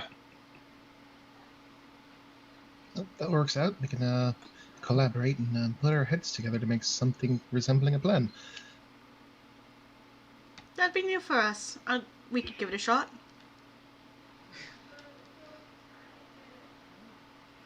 Well, the dining room is certainly the largest room to speak in. My husband is discussing some business with Aravan.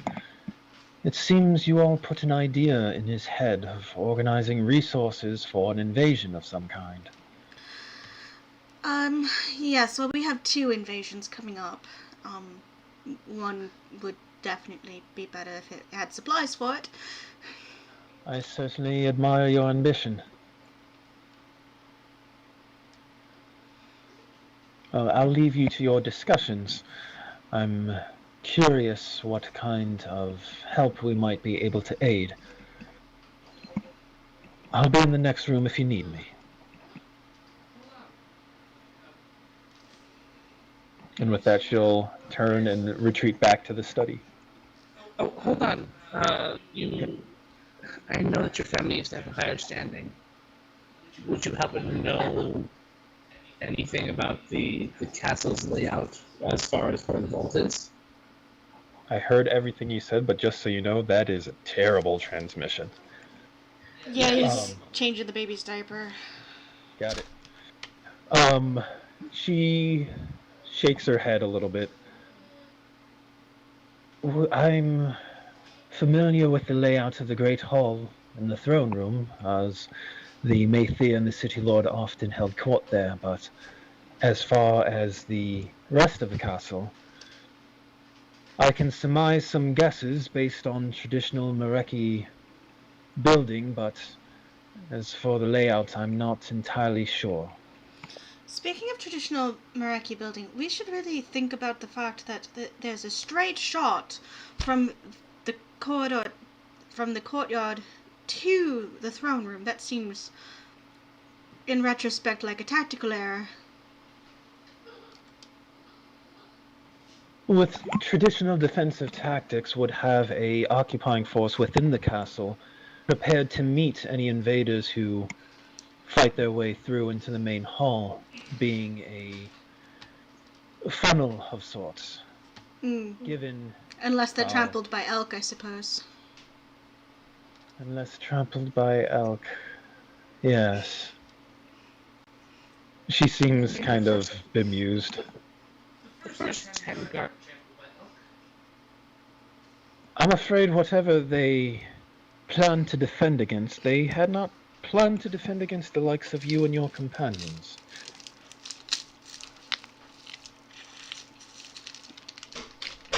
Quite the other thing. I feel like a little bit responsible for some poor student failing a history test in conscription. Anyway. Drinks! Drinks sound wonderful. It's been a day. Is there anything you all would prefer? Strong. You just say strong? Yes. He says strong, and Say just points to him. Strong. Yeah. You don't happen to have any milk or coffee, do you? I believe we do. I'll have Kadek put on a pot, and I suppose I'll be pulling out the dwarven. All right. Then she turns and heads into actually, she goes into the kitchen to tell Kadek to put on a pot of coffee before she turns to head into the study to get the good liquor. You want coffee before we sleep? Just a little coffee. I feel Start, like do some planning. Alistair at this point doesn't even feel caffeine. Kind of nod at Say a few times. Really, it's more the habit and the taste that I'm looking for.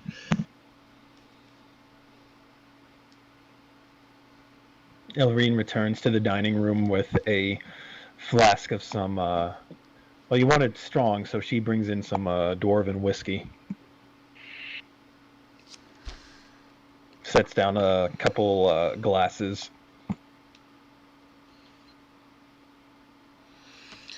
Oh, Alistair, can I borrow your wood carving kit? Oh, certainly. I will rummage through the bag of holding to pull out the woodworker's tools.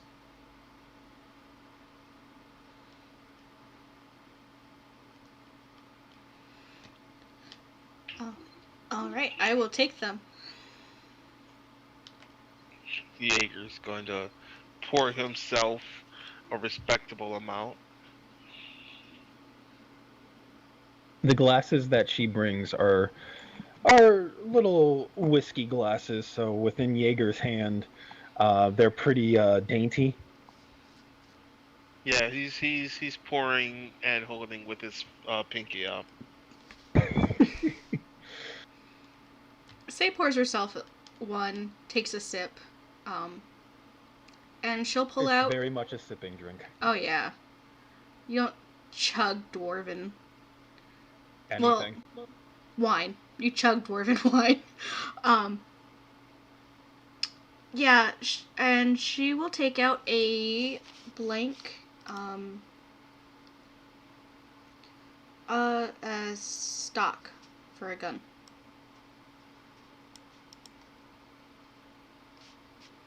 Okay, carving out a stock, you said? Yep. Okay. She's going to make a new stock for, rebuttal. Okay. And, yeah, okay. You'll probably settle down with some time to carve that out, yeah? Yeah, I'm just kind of doing it while we discuss things. Starting to, like, sketch out kind of the design that I want. Alistair, do the Aether Stones that we retrieved from those war mages, are they any good? Let's see. I'll start pulling out the items from the that we had recovered. The ones in the wands, are those spent stones, or are those still have like juice in them? Nope, they definitely glow with a little red light. Second question: have they been inscribed upon? Yes. Okay, The inscriptions on it extend onto the handle of the wands. As you're familiar with Aetherstone construction, for magical items such as these, the Aetherstones are part of the initial instruction. So all the runic writing is done kind of around the same time to link the stone to the item. Okay. Third question: is it possible to recover stones? You can definitely dislodge them with a little effort. The scribing on them remain. However, there's a couple ways to go about reusing an Aetherstone.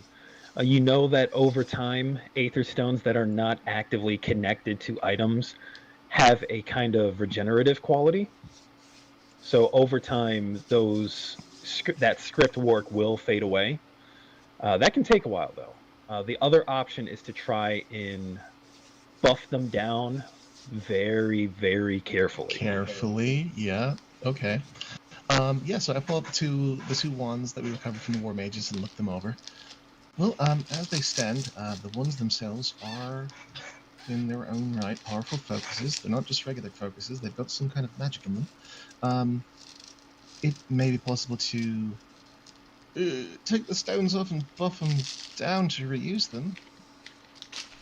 The third option is, if you're planning to recycle a stone, you could potentially recycle the script work into runic instructions that are similar to the instructions they carried before. Script kitty magic. Oh no. Or alternatively, if the magic is similar to what you're trying to do, maybe we'll just reuse it wholesale with some clever runic. Well, you're clever. What do you think they could be repurposed into? I need some time to sit down and identify them, see what they actually do. Then I can tell you more about what can be done with them. I was thinking of putting one on my gun. On rebuttal, not the new one. He scratches his chin some. DM, have I ever heard of an item having magic applied to it after the fact?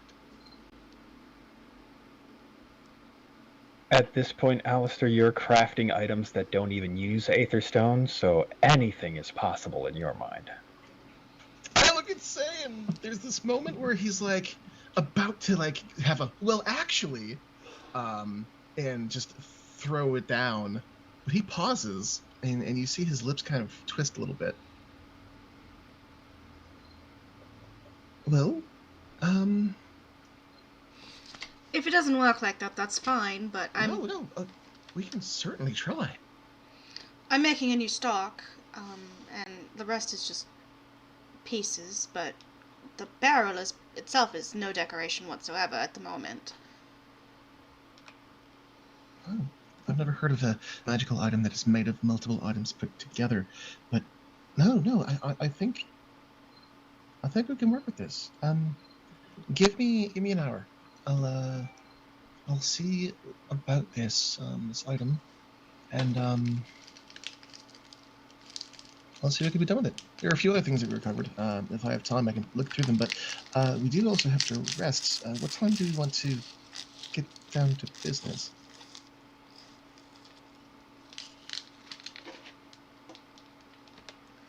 The cover of night might be better if we're flying in on owls.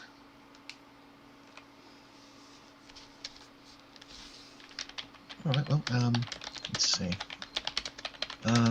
If Klinkle assists me, we could probably identify these items within Franklin, do you have access to identification magic? Let's find out. Felix just holds out both hands, little bit grabby hands.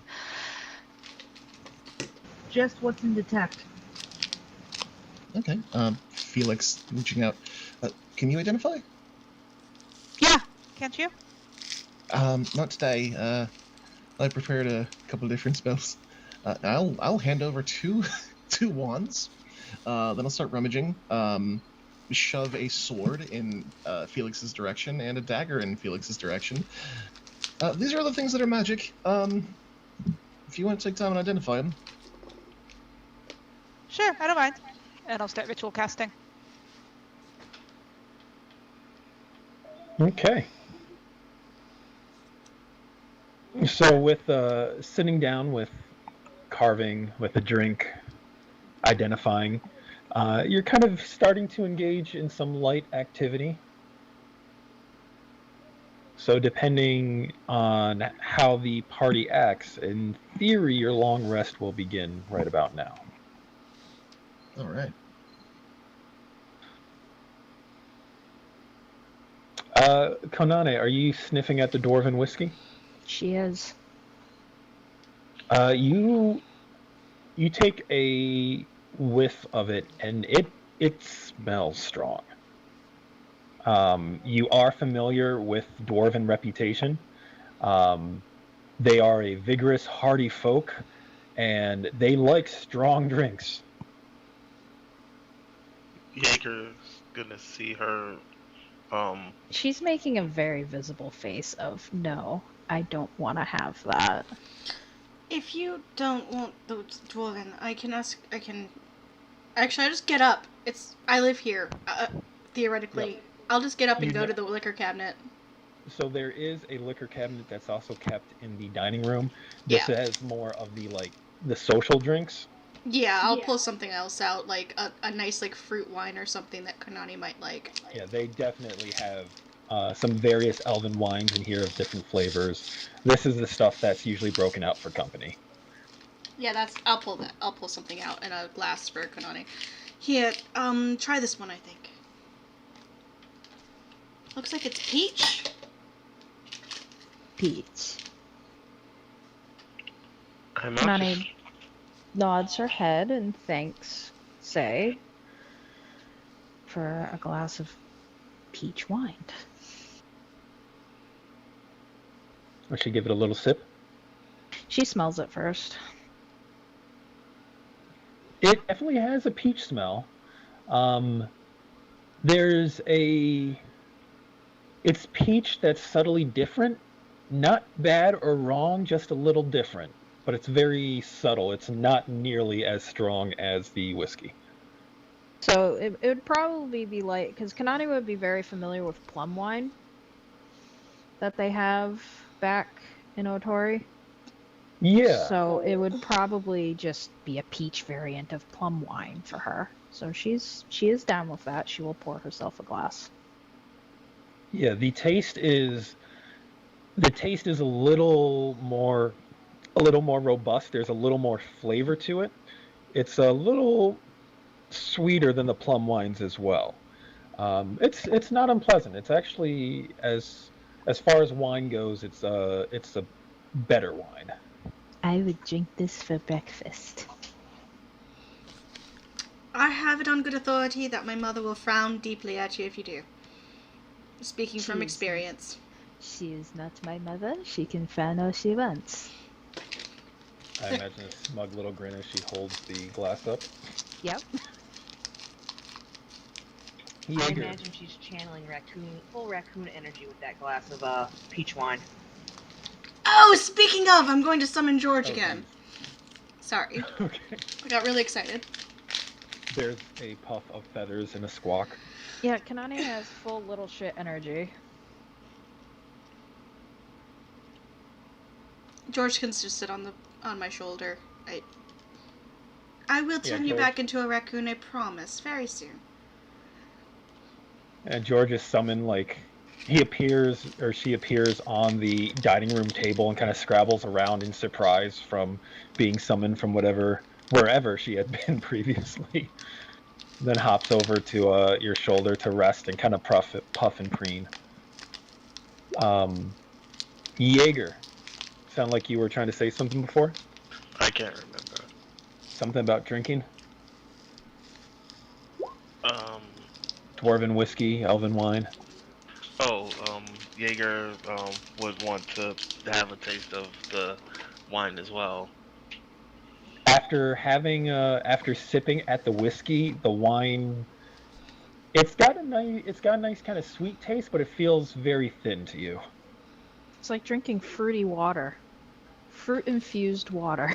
Pretty much. It's LaCroix. It's after Dwarven whiskey, it's LaCroix.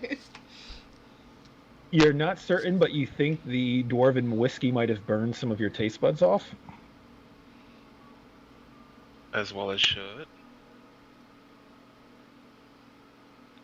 But you can take comfort in knowing for someone your size, you would need at least 2 drinks before it starts to hit you. How busy is Alistair right now? Not very. He delegated identification to Felix. Kanani's gonna see if he wants to try some of the peach wine. I promise it's nothing like the spicy water. Oh, it's not like spicy water. Well, in that case, I will take your suggestion, and yeah, he'll try some. Try a sip of peachy something or other.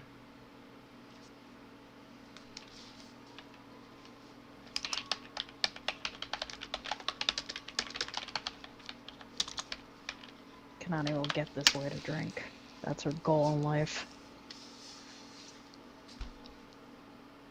He just kind of scrunches his face up and like puckers up, swallows real hard, and oh, that's smoother than spicy water, absolutely. Sweeter. You do not want the dwarven. No. Oh no, I know dwarves. They bathe in that. No way. It is like paint thinner. I do not like I don't know how they have enamel on their teeth. spite. Jaeger is just watching both of them sipping it. Say will hold up her glass to Jaeger to cheers with.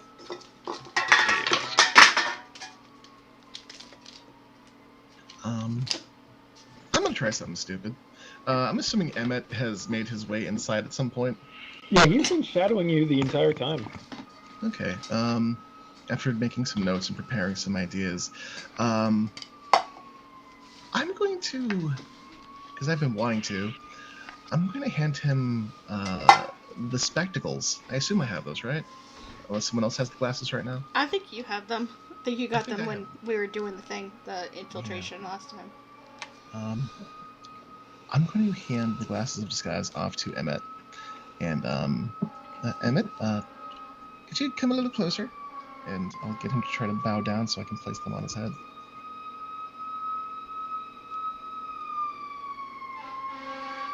He bows down, staring at you. Staring first at the glasses, then at you.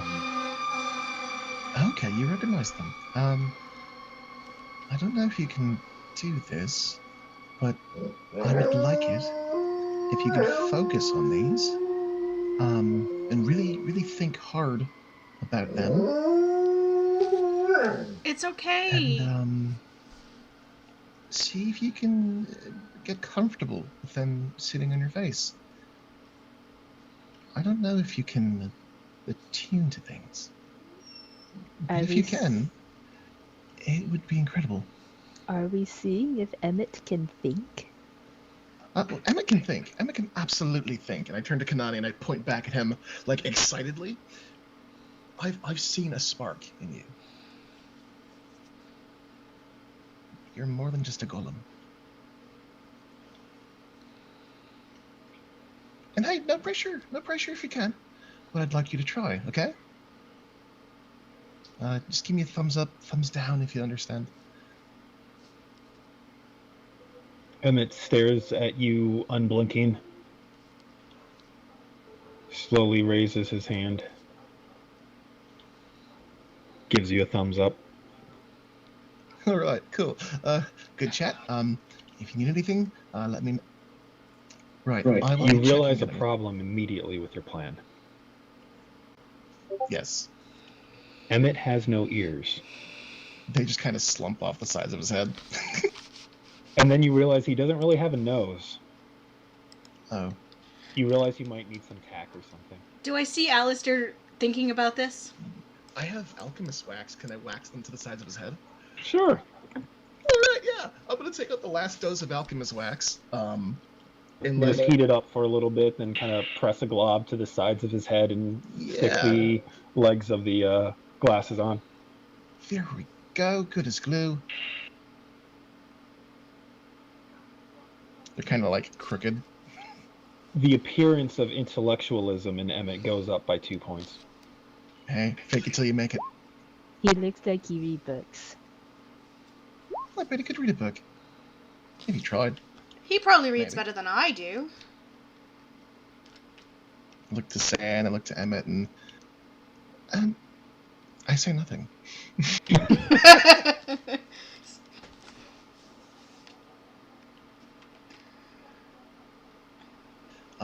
With that, I'm gonna sit by Say and see what Say is trying to do with this stock and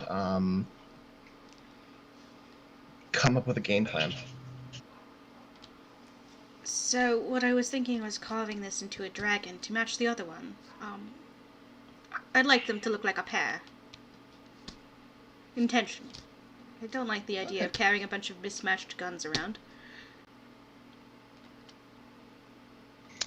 Somewhat absent-mindedly, Alistair dusts off his mismatched pauldrons and mismatched coat, and I can see the proper aesthetics. Makes sense to me. You know me, I like a look. I've tried. She'll motion to the pauldrons.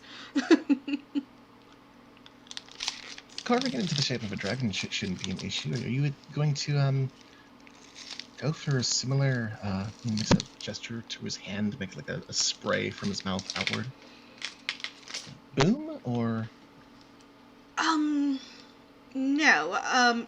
If the magic can be to do anything, maybe a little bit of more like oomph to my bullets would be great, but I'm not expecting it to like turn into that or this. And she'll point to her shoulder holster.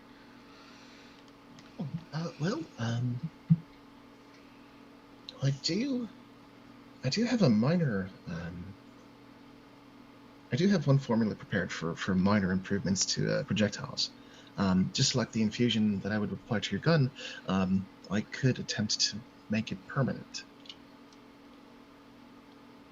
I'm not sure how long it would take to do, and I've never worked with wood as far as that goes. I imagine it can't be much different from wood carving. Probably not. Do you feel better about metal? I'm always more comfortable around metal, but Alright. at a forge, there's really not much we can do. Well, I have my Tinker's kit. We can at least heat something up enough to put some engravings onto it. Oh, certainly. I just have to take my gun apart. Well, it's a good thing you've got a spare. Something like that. I'll be right back. And I will head up to my room. With Sagon, Kanani's gonna get another glass of wine. Alistair kind of sucks his teeth quietly as Say goes to discreetly take her gun apart, away from prying eyes, again. DM, can I linger by the study door to hear what they're saying as I walk by? FYI, my boots make no... Literally, in the description, my boots say I make no sound when I walk. Yeah. You can hear your parents and Aravan discussing quietly in Elvish. You missed some of the earlier context of their conversation, but it seems like they're discussing people right now, people they have relationships with, business partners. It seems like they're going through a list and comparing, like, what about so-and-so? Well, so-and-so's pretty good, but get him drunk enough and he won't keep his mouth shut. Okay, well, that's a good point. Well, what about so-and-so? Oh, actually, I like her. I've never actually dealt with her, but, and going back and forth like that kind of seems like they're going through a list of people for some purpose. Alrighty. That sounds very productive, and Say thinks it's kind of funny that they came back and all of their parents are having a parent conference to talk about how to help them. But then she's gonna head upstairs to take apart a gun. Okay. Taking apart the gun honestly doesn't take you more than like... Oh yeah, it's a minute. Yeah, you can do this. I can do it blindfolded and upside down. Yep. Yeah, but best to do it in private. And then I will go back downstairs and hand the barrel to Alistair. Alright, so the only important thing is the inside. We can't... The rifling, you see here in the barrel where it's got this spiral, that's the important part for this part. He blinks dumbfounded for just a moment. And for a moment, you're not sure if he thinks this is a trick or not. He takes it and looks it over and studies it. Okay. Right, so that groove right there.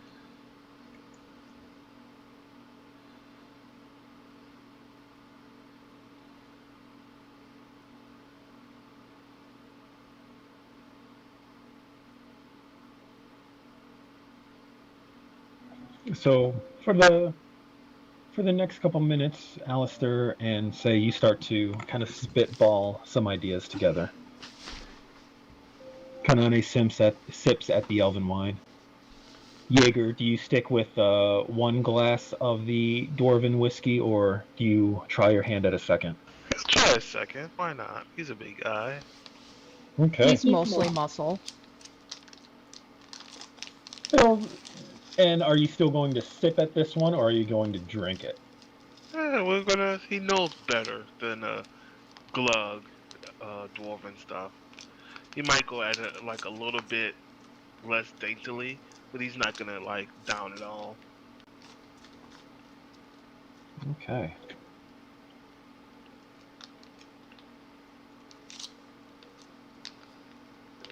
Alright, so while you sip at your drink, and I'd say you're about halfway through when Felix has had the opportunity to finish ritually identifying 3 of the items.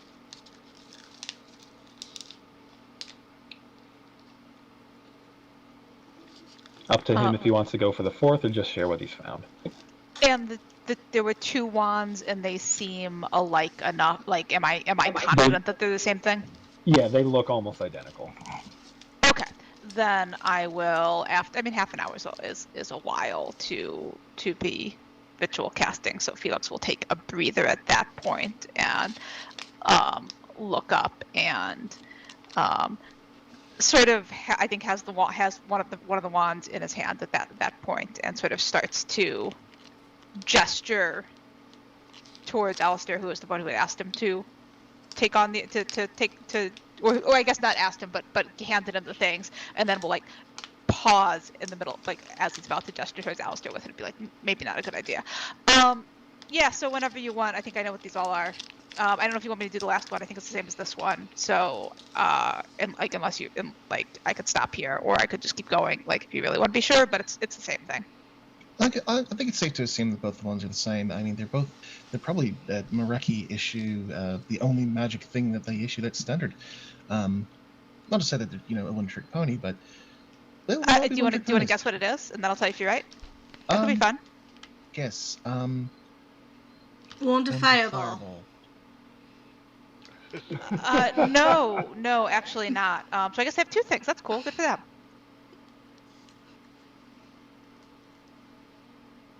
And is waiting for you to guess again. Simple enhanced focus. Yeah. Like makes like those of you who like do.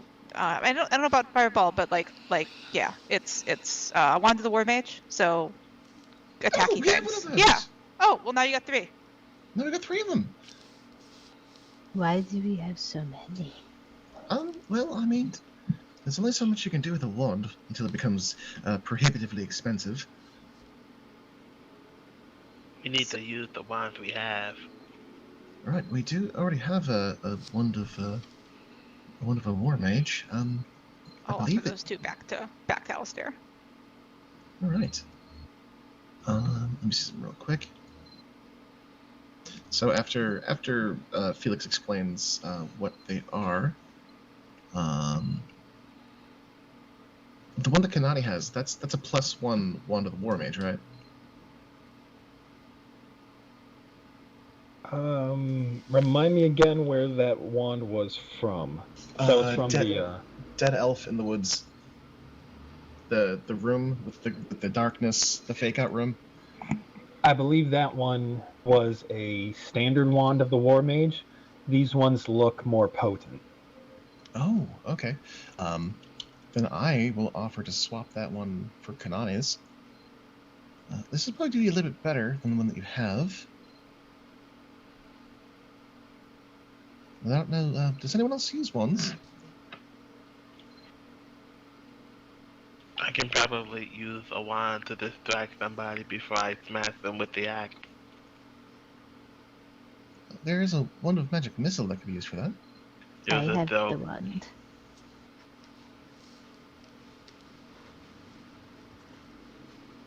You guys still have the wand of magic missile? Yeah. Mm-hmm. This is the DM just kind of like reeling in surprise at the fact that it has not been broken out at any point. We're saving it for when we really need it. Special occasion. We're gonna be level 20 and not need that or not use that damn thing. NPC like one shot a bad guy with that item. Like that's like keeping a cannon in reserve.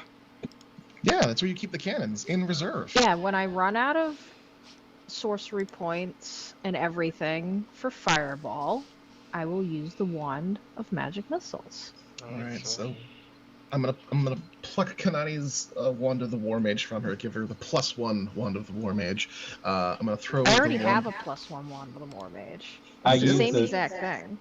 I updated the same card because I forgot that Kanani had that card in her inventory. Oh, okay. So safe to say she definitely has a +1 wand of the war mage now. Alright. Oh,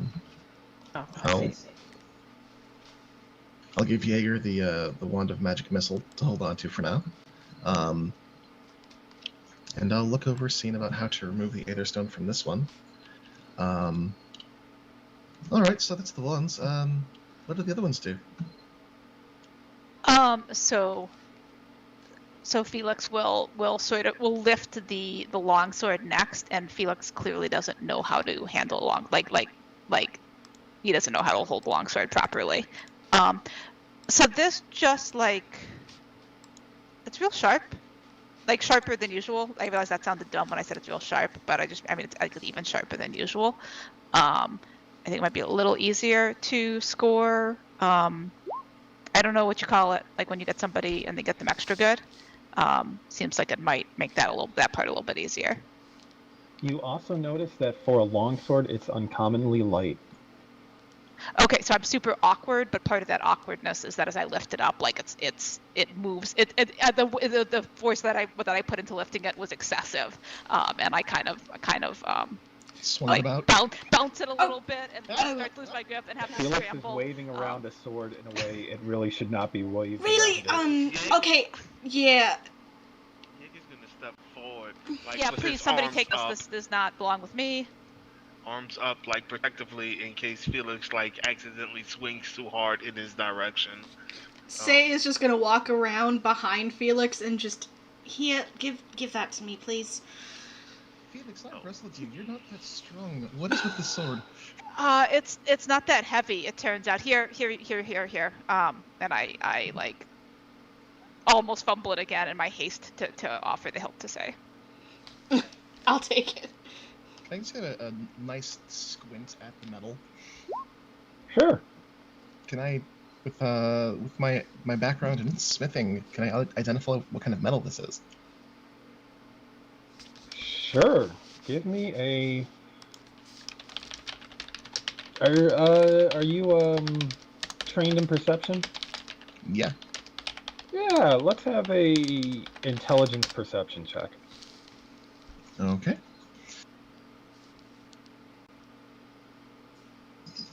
$29. Nope, sorry. 32. Oh dear God. Yeah.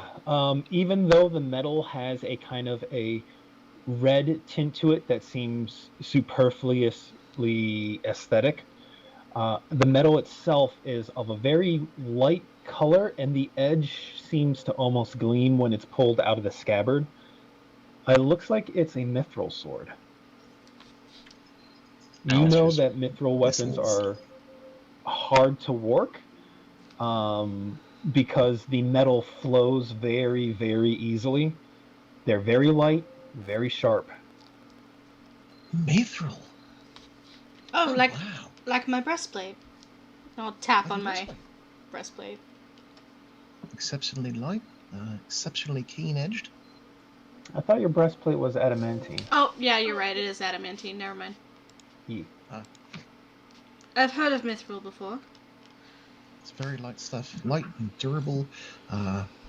Very hard to work with. Explains why you can lift it up over your head without bending your wrist. Is that not how it's supposed to work?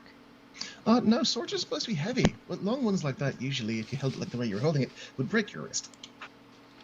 Well, not really, Well, but I mean, maybe mine. So who wants it? Does somebody want the thing? Because I don't think I should have the thing for too much longer. Like, it's fine. I don't mind holding it. Like, I'm happy to help. I just like. Is Yeah. it cursed? Oh no, I mean, unless you mean it's in my hands and I might cut somebody by accident because I don't know how to. Because I keep hearing that I don't know how to deal with it. I don't. But that's not transferable. I don't So I'm have. going to say that you're able to kind of piece together what Felix was saying as you examine the sword. Yeah.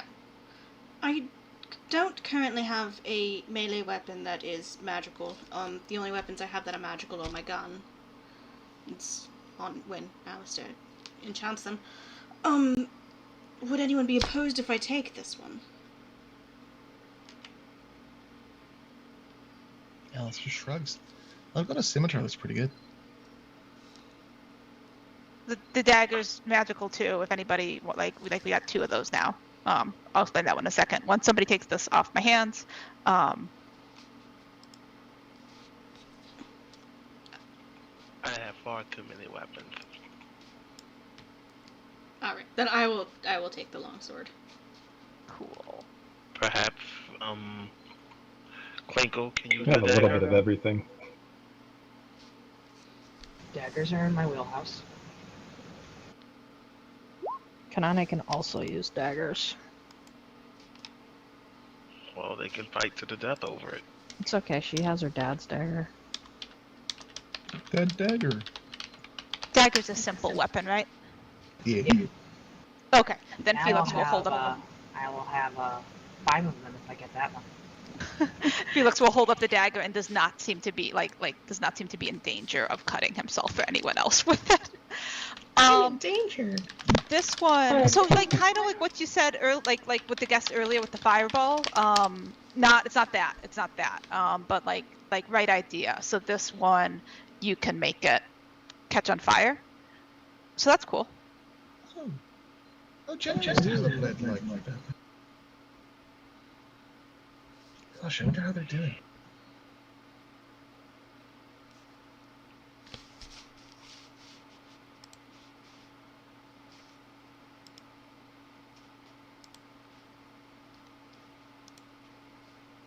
So Alistair kind of just rubs his chin, being lost in thought after that, line of reasoning. yeah, it's a long pause while Felix is waiting. It's like waiting for somebody to take the dagger, and then realizes that Alistair's lost in thought and kind of looks around at the rest of the group. Rumble has So do you gone have like enough full crow in the fire, face. or Crow in the face? Yes, twinkly shiny. Klinkle is looking at you, Felix, with a very, very intense expression. I'll like move the dagger, like I'll stretch the dagger like off to once, like the arm that's holding it out to the side, like an arm's length, to try to figure out if she's looking at me or at the dagger. My head turns to keep a straight line on the dagger. Like the beak is pointing. I'll glance over at Alistair. Still lost in thought? Oh no, just thinking. I don't need it. Nicholas seems to be very interested in it. Yeah, here you go. And I'll much more gracefully sort of turn it around so I'm holding the blade and hold the hilt out to Klinkle. Quick grabby talons and yoink. And I let go of the blade very quickly so it doesn't get yoinked out of my hand the way that cuts me. Longsword doesn't grab it with like one hand. She like envelops it. It doesn't have a sheath. I have no idea. I mean, finally it does. It would have been tucked into a scabbard that was kind of laced through Luthadel's belt. Hell, why not? You can take it with the scabbard too. Heck yeah. Is a longsword dex or strength? Versatile, I think. Versatile just means it can be 1d8 or 1d10, depending on whether it's one or two-handed. Oh, derp. It is a strength-based weapon. Okay. Yeah, you're looking for finesse. Yep, finesse is the one that lets you swap strength or dex. My strength is still really good. No sneak attack with it, probably. And unlike most longswords, this one does have the light quality because it's mithril. So it can be dual-wielded. I can't get... Wait. I can't get sneak attack damage if I use a... What? If it's not a finesse weapon, but I don't know if the mithril changes that.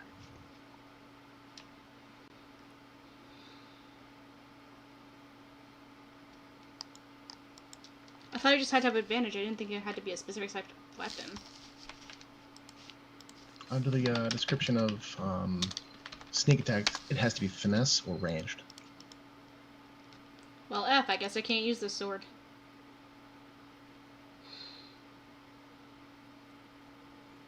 As You can noted, still- it you can is still a use your- light weapon, so it can be dual-wielded.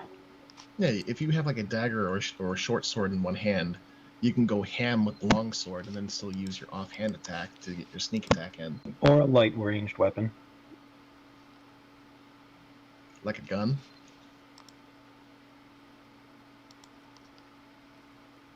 Or pistol. Oh, interesting. It does specify finesse or ranged weapon. Yeah, I've never heard that rule before. It's written in there. It's just something that most people don't pay too much attention to, since rogues always use finesse or ranged weapons anyway. Yeah, rogues don't get martial weapons, just rapiers, simple weapons.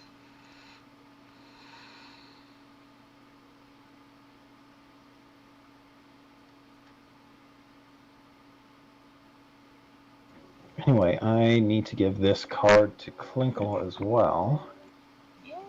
Alright, does anyone want this sword then that might be able to use it? Because this does shit for me.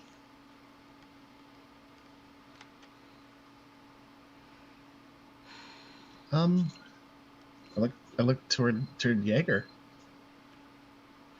I have so many axes and hammers. I can hold it and see if it helps me in battle. But I imagine we might find another ally to give this to. Possibly. Could I get a handle on it real quick? Sure, I'll hand it over to Alistair. All right. Yeah, Alistair's gonna hold on to it and get a quick feel for it. How this is like? Well, it doesn't glow, but Because if I can't use it with my dex score, then the pluses to it are irrelevant. If I can't use sneak attack damage with it, then it's kind of whatever. yeah, because you would want to be critting with this thing with sneak attack. I look it over. DM, based on what this is it possible to reverse engineer it? To figure out how a keen-edged weapon is made like this?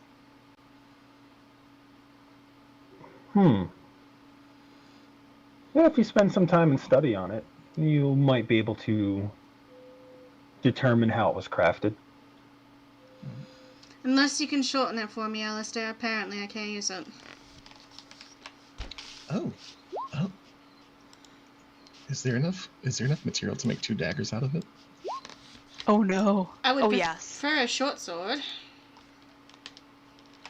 A short sword and a dagger? Possibly. You're not sure how much material. Well, but you would need a forge to make it happen.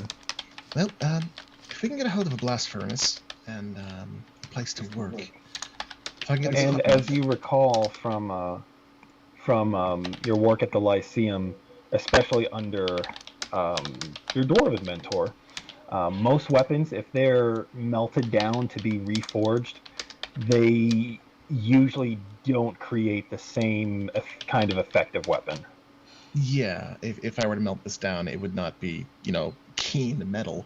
But mithril ain't cheap. If I could repurpose it, that is something I'll look toward doing in the future. I mean, I would like to keep it as a trophy, but it does me no good, so... Well, once we acquire an airship, it can hang over the captain's room.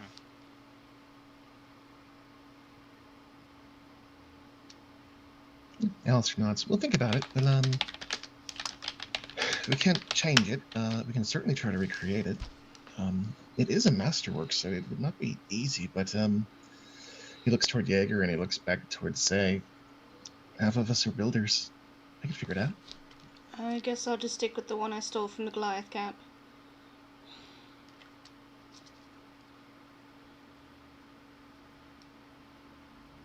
In the meantime, you've got a stock to work on, and I'm going to take that sword and place it aside, as I don't have a sheath for it, and sit back down where I was sitting before with Say, and start removing the Aetherstone from the last of the War Mage wands. All right. Let me have a woodcrafting tool check for Say, for the carving out the stock from the block of wood. And for you, Alistair, let's have a tinker tool check as you try to carefully remove the stone from its setting. Okay. Can I use jeweler's tools? Yeah. All right. Let's see. Is this gonna be dex based? Yes.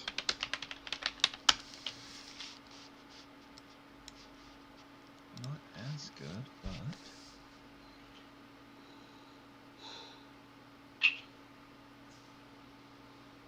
in regards to the stock, you are able to carve out the stock the right size that you want. It's not quite as smooth as you would have hoped it to be. It's still entirely serviceable, still meets the requirements, but you feel like just because of some of the areas where you believe you bit a little too deeply with your knife, maybe a little wrapping here and there would give it a more comfortable grip. That's a 30 on a jeweler's kit, Chess? with a 19 on die. Jeebus. Yeah, you're, I'm going to say that takes you all about, with a check like that takes you all about like 15 minutes. Carefully loosening the setting and popping out without a single scratch on the Aetherstone. Okay, no rebound, so that's good. Something like this. Do you want to work on this tonight, or? Honestly, I probably shouldn't. I'm having no luck tonight, and I'll just toss the stock back in my bag. All right. I mean, it'll take a few hours to even attempt something. I want to cause something worthy of it, and this is... I'll hold up the stock and just be like, this is shit. It's not bad. I mean,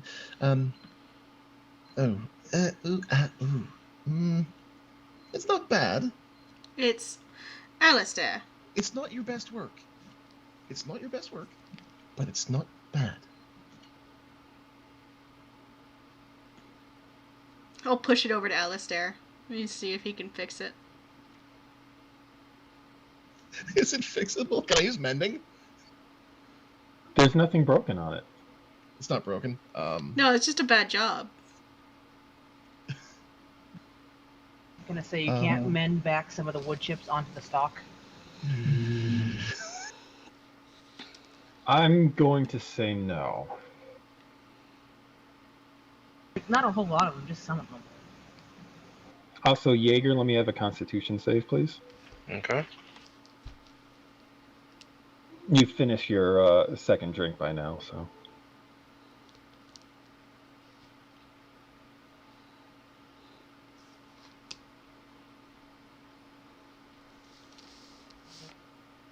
This is also around the time that Kadek emerges to start setting the table. 12. 12. You're feeling pretty tipsy. Jaeger's gonna get another one. Say is gonna get a second one as well.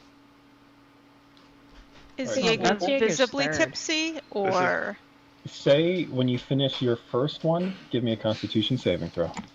Yeah, this is Jaeger's third. Ah, 10. Yep, after that first one, you're feeling very tipsy as well. Now that explains the stock. are these two like visibly affected, or are they just feeling it? Jaeger's always smiling when he's not fighting. Say looks a little flushed. Oh, just a little. I mean, I want to say you can roll for it. Insight check. Sure. They're not like swaying on their feet or anything Dirty- yet, but the dirty world 20? definitely. Yeah, you got that. Okay. Yeah. I mean, I'm not gonna stop them. I'm just wondering if I can tell.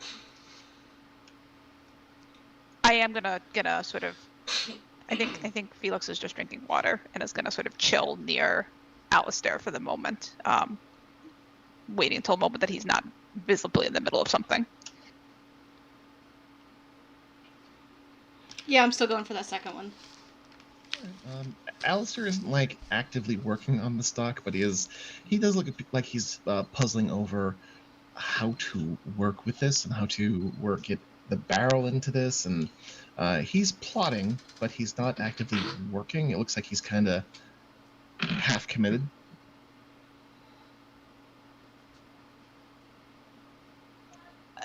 Are you in the middle of something, or do you have just a minute? I mean, I don't know how many minutes, but I was just going to ask for 1 or 2 or maybe 3, but I may be able to see after that, or I can come back later or another time. I have many minutes. I should hope that I have many minutes. I was going to say that maybe that wasn't the way to. That took a turn that I didn't expect it to take, but I mean, I'm glad. That's good. Good news. You know, it's what's up? I was just curious about that that spell that you were at, not the one you had just asked for that you didn't have access to right now, but the other one that you seemed surprised about. So Non-detection. yeah, it seemed like there was something going on there. I was just curious what it was. Right. Well, it's you know how like sometimes you hear a word and then you learn what the word is and then it comes up like a week later and you're like, oh, that's the thing I was thinking about. Kind of. Like that, No, but I believe you. Okay, well, it's kind of like that, but a bit more important. He glances in Kanani's direction, and how tipsy does Kanani look? Kanani, how many glasses of wine have you had? She's been slowly working. Well, she had 1, and then she's slowly working on her second. Okay. You're still feeling pretty good. She can hold her liquor when it's not the entire bottle. So, story time. And Alistair he quiets his voice, but he doesn't He doesn't whisper. Whether or not Kanani listens and tries to stop him is up to her. Caddick brings out a basket of bread and some butter. Thank you. Oh, in the meantime, Kanani did take back out all of the fixings during this time and laid them out on the table. So there's more food than when Caddick left the room previously. Yeah, Kanani's gonna come in and he's gonna see that the platter's back without the platter. Caddick left and then came back to a charcuterie. That makes him pause? She's been eating it, so she's been eating while she's drinking. So she's being smart about drinking tonight. He turns and returns to the kitchen with a puzzled expression on his face. And I would say notice, but Say's feeling a little buzzed right now. But there's some cabinets opening and closing as he checks his charcuterie supplies.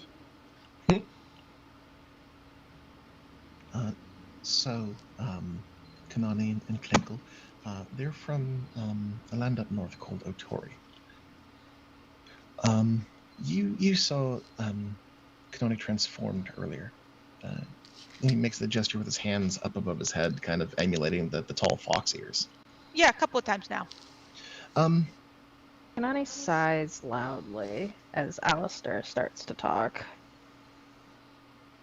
Sorry, should we not, or should we just not without you involved, or, sorry about that. It is something I am not too keen on sharing too often. How much are you telling them? Well, I was going to tell them about the hunters and why it is very important to work on a means to mitigate that.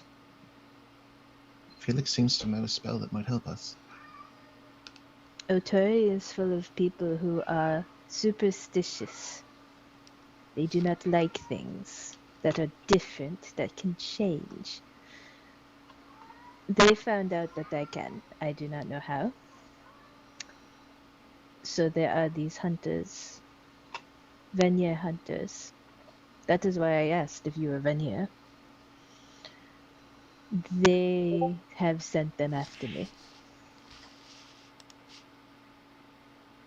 Alistair kind of glances at Klinkle. Well, there's more to it, but that's the long and short of it. Well, Klinkle is technically a slave, and she has been stolen, quote unquote, even though she willingly left on her own. But I have stolen her. She is someone else's property. That doesn't make any sense. I mean, I believe what you're saying, but that part doesn't make. She's a people, right? Like, Kenku... I mean, that wasn't a question. She's a people, so She is. that doesn't make sense. She is. However, back in Otori, the Kenku are slaves. Felix is horrified. So, they're using some kind of blood magic to track Kanani. And by proxy, Klinkle. I don't know if they're using blood magic for Klinkle, but I know they have the blood of one of Kanani's relatives. They were able to track us, and we are extremely discreet. We are very stealthy. We move quietly and carefully, as you have seen. So clearly they're using magic to track her. And we don't think that even though we dispatched the last one, we don't think that's the last of them. No. That beetle that the man was using to hunt me with that took my blood is probably back to Otori by now. I'm sorry, did you say beetle? It was a mechanical beetle. It stabbed me and took a piece of my blood. Okay, sure. That sounds like something that like points at Alistair. That's not something that I'm not saying that you did that, but that sounds like something that you could do. Okay, so they're using magic to track you, so you might need magic to make that not be a thing. Am I hearing that right? Yes. Yes. Okay, we can do that. Just say when. Actually, not like after I need to nap first, but now that I know, I can hold on to, because it does take. But no, that's good. I like the enthusiasm. So say when after we've had a good good sleep, and then then we can do the thing. I would assume that like me, you prepare your spells when you first thing in the morning, right? Yeah. Okay. I'm not sure when. I do need materials and supplies and jewelry. Speaking of, do you have any diamond dust or just like actual diamonds or both? Diamond dust. Gonna need some stuff. That's gonna be a problem. Always forget about that. Right. So no diamonds. Those are exceptionally rare, and I mean, I may have gone to college, but that's where all of the money went. And this job doesn't pay very well. We have 3 wands. We can sell them. Potentially. Actually, we have 2 wands.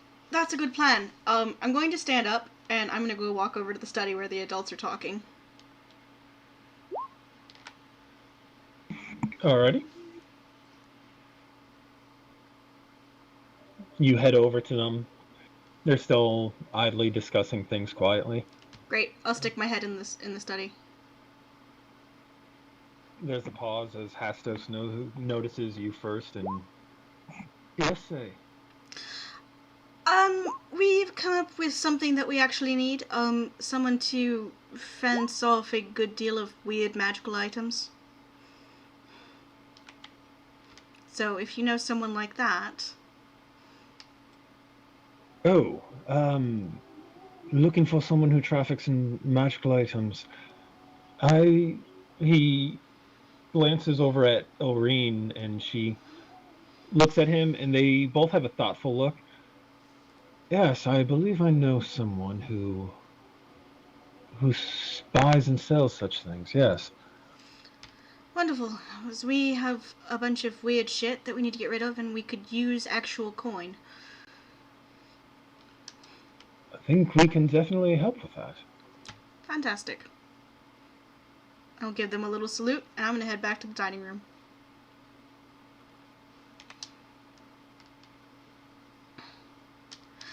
Where Felix is probably still trying to explain how the spell works, and that they should let them know when, and that like he'll need to plan ahead for it, but he's happy to plan ahead for it. Jaeger It's gonna be keeps saying helpful. when in the background as he just kind of like sways a little in his seat. Good Seems like he news, went through everyone! half of that drink far too quickly. And Felix will keep trying to cast the spell just in case, but it doesn't work because no components and no spell slots. And then as Say comes back into the room. Good news? You said good news? What's the good news? Yes! Good news, everyone! My parents, no offense. And I'll sit down. That is good news. You hear absolute silence from the back room.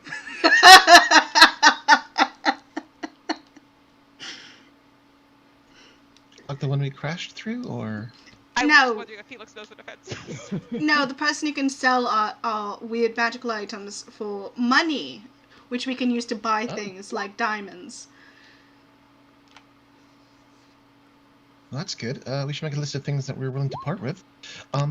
Why is that called a fence? What does that have to do with the fence? I have no clue. Do you think they can sell all that weird drow stuff?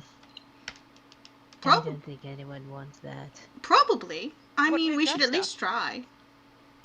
Well, we've got some crossbow bolts and some very potent poison. All of which is striated with red metal, and I don't know if it's safe. No, we're not passing along the red metal stuff. That should not go. Okay. Right, What 'cause we is need that it, for your though? case. What is it? Oh, that kind of, okay. I guess I won't ask if I can see it. I mean, I still would kind of like to see it. It sounds interesting, but I don't have to see it. Next time Maybe we, just a little? Next time we rev up the rope fort, I can show you. I don't think she can see us when we're in the rope fort. I hope she can't see us. Oh. Private. Caddick emerges with a roast on a large platter. I hope you all are all hungry. Dinner is served. And he retrieves some additional side things from the back. Jugs of water, some salads he had mixed together, roasted vegetables. What was that, Jaeger? Jaeger moves to the roast. I don't know what the rest of you guys are supposed to be eating. And he just like tears off a chunk. This. Jaeger, Oh, please. doctor. Oh, doctor. Kadek returns to see a chunk missing from the roast and he pauses. I think the dwarven. Say is laughing. Say is like having a hard time staying like above the table level. She's laughing. I am glad you've brought your appetite. I was going to carve that. I have an act for that. Please don't. Rude I have a it's knife made for for that. cutting meat. It's made for rude and busting. Kadek is a trained professional. We should let him do his job. And also, we haven't wrestled yet, Jaeger. You can't eat yet. We haven't wrestled. Okay, That's yeah. true. I beg your pardon. Jaeger looks at Felix with his hands covered in roast grease. Now? I mean, not with me, but Jaeger stands up. Now? We have. Felix, like sidles a little behind say. Are you choosing me as your champion? Then is that what's happening here? Yes, that's definitely what's happening here. Say, I have guess you that finished- match already happened, but All of this that's how I laughing know is you have in a choice. character, by the way. Say is Have losing you it. finished your second drink yet? Probably not. Probably had like 3 sips and then forgot it existed. Okay. Kadek is looking from one to the other. If there's going to be some manner of roughhousing, I insist you do it in the back Oh. garden where there's room. Oh, of course, I wouldn't wrestle in here and break the table. I'm sure the thought never occurred to you. It occurred to me. I was being facetious. Alistair's just taking measurements of the table, like if it splits in half, can mending fix this? Will he need bolts to fix it? Maybe like some epoxy and some sanding, or grind up some ramen noodles and throw some super glue on it. Apparently, we're doing this. All right. She's just gonna head towards the back garden. So you just stopped bleeding? Oh goodness. Well, it was nice knowing you both. They will be fine. We will leave them some roast. I'm not wasting a grease spell on this. I'm really not. Please don't. Jaeger's walking out, like eating the piece of roast he had and licking his arms. You bump your shoulder into the doorway into the kitchen. Felix, if I'm going to be a champion, you better come with us. Sure. I'll be right there. And there was already bread, right? So I'm gonna just sort of like pick up a heel of bread and smear it with some butter, and then I will follow, maintaining a safe distance from Jaeger. Kadek follows you all only as far as the kitchen, as Say leads you out the back kitchen door into the garden. He stops in the kitchen, retrieves his carving tools, and returns back to the living room to carve the roast before Jaeger returns. I appreciate his dedication. There's a way these things must be handled. That's why we're having a wrestling match, Kadek. God, keep up. So Felix does shoot again. Like Felix is not embarrassed, but does shoot Kadek a vaguely apologetic glance. Like Felix doesn't think they did anything wrong, but is aware that this is not playing out the way that Kadek anticipated. there is a very faint smile on his face as he tends to getting the rest of dinner set up for everyone else. All right. Although the wrestlers outside. Say and Jaeger. Can I tap my champion on the shoulder and cast guidance under my breath? Sure. So, you get into the back gardens, and there is an open area, kind of like in the middle of the gardens. You can see along the edges are flower beds for a very robust flower garden on one side. There's an herb garden on another. The plot of land is about half the size of the house itself, so it's a nice little garden for a townhouse in the city. But there's space in the middle as Say and Jaeger start to square up. It is a wrestling match, so it's contested athletics checks, and Jaeger, you have disadvantage on your athletics checks. But has he managed to finish the roast, or does he still have roast in his hand? I'll let him finish his roast. That's very civilized us. I mean, assuming he wants to. I don't know if that's a strategy. He will. He actually like start scarfing it down when they get out there, so he finishes it quickly. Say is waiting, and every once in a while she glances at the back. Is there a window? Like there's a window into the study or something like that? She's just curious. No, there's two doors that lead into the garden. There's the kitchen door, and then the hallway door. The hallway door is adjacent to the study. The chimney is actually right behind the study in the garden, so they can't actually see out into the garden. So they're not aware yet. Right. Did Taliesin follow us? I didn't hear shit when I was in the bedroom. Oh. Asking if Taliesin followed you? Hold on, let me get Sam caught up, because he's getting logged back in. Alrighty. You've missed nothing. Other This does seem than like the sort of thing that Taliesin might have a feeling of too about. we're having, Caddick brought the roast out. Yeah. Jaeger grabbed, because Jaeger's drunk, Jaeger grabbed a piece of the roast and just started nomming on it. And then, in order to stop him, Felix said, basically like, aren't we gonna wrestle for that first? And then Jaeger went, yep, and then looked to Felix, and then Felix chose Say as his champion. So Say and Felix are going, and then Caddick was like, not in here you don't, and so they're all going to the back garden to wrestle. Alright, I think Sam's caught up if anyone wants to, yeah. So I was asking if Taliesin wanted to come to the back garden to witness the wrestling match. Yeah, no, Taliesin would just go along because this is... Yeah. We need an adultier adult out here. Eh.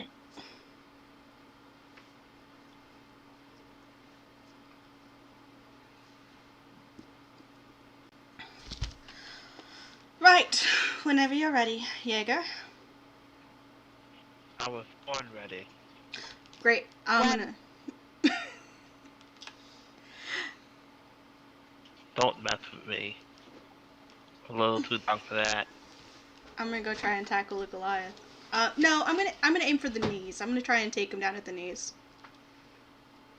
And I'm guessing takes off just as Felix is very earnestly trying to explain that he couldn't tell that Jaeger was too drunk for that.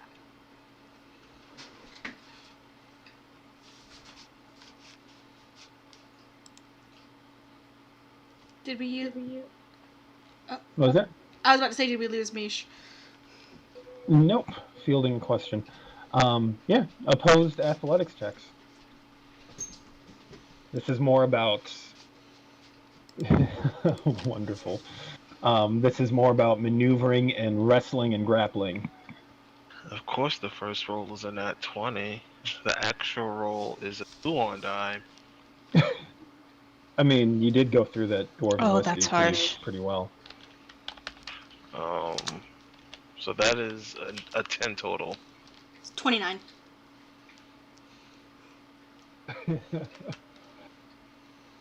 With getting almost 3 times your score in the moment, Jaeger, you kind of like take a step forward and then Say is gone, and you feel your legs give out.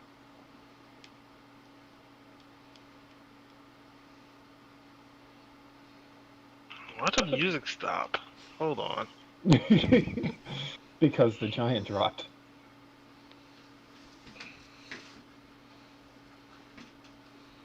But it pretty much happened that instantaneously. She was in front of you, then she's gone, and your legs have given out, and you're falling. Alright. Try to catch myself, and kick my leg out, like, in a general direction where she may be. Where he thinks she may be. Because she's clearly not in front of him. Otherwise, he'd have smashed her. Alright, you can make a athletics checks opposed by her acrobatics. Or athletics, whichever you choose, Say.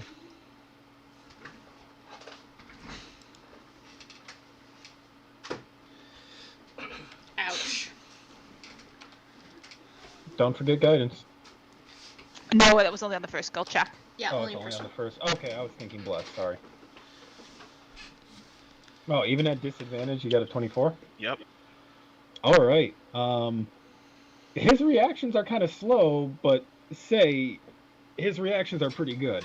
As you go to scramble out of the way, he's able to kind of hook one leg around you and kind of like push, shove, kick you off to the side away from him so he can roll over to get back up onto his hands and knees and get you back into his sight.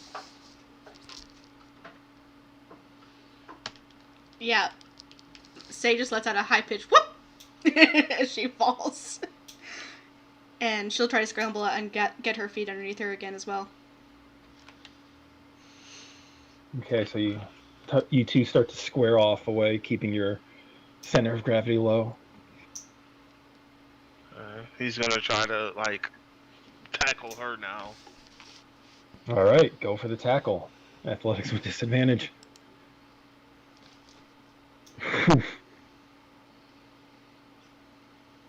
Are you going to meet his tackle, say? Yeah.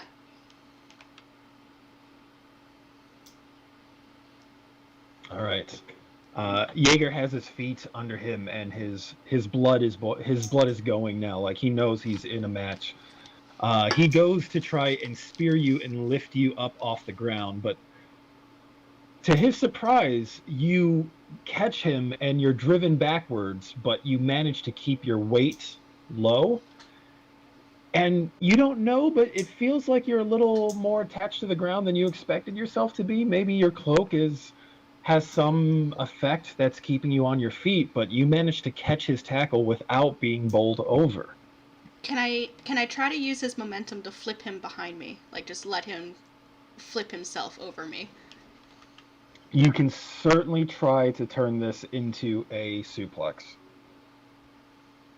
It's going to be difficult, but you can certainly try.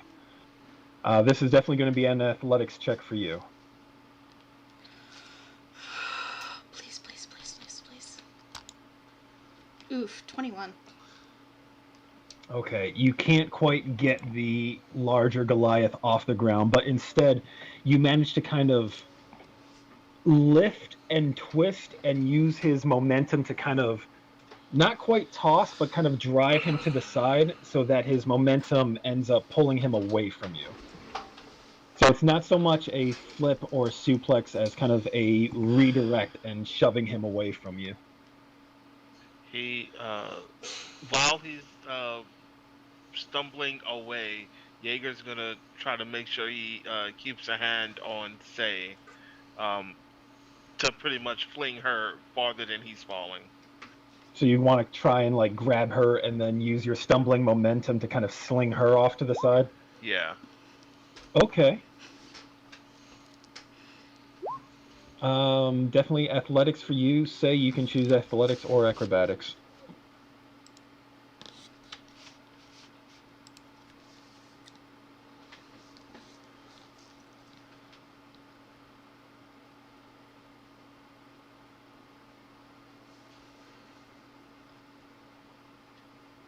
Okay. So as you go past her, you try to swipe and grab at her, but she does a move she learned from the gunslingers where she kind of grabs your arm and kind of redirects it away from her as she kind of does a little spin to put herself behind you into your blind spot.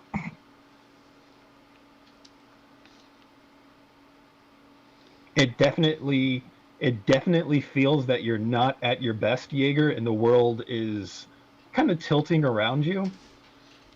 I would like to climb the Goliath.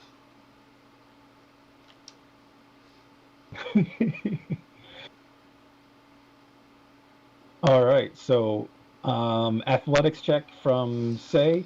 Jaeger, you can choose acrobatics to try to dodge to the side or athletics to try and grapple her. I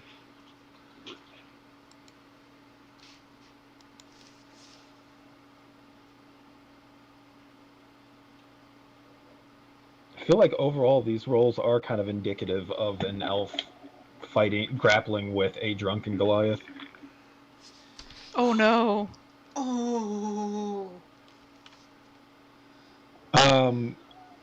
Say you kind of like sprint up his back, and you're now riding him piggyback.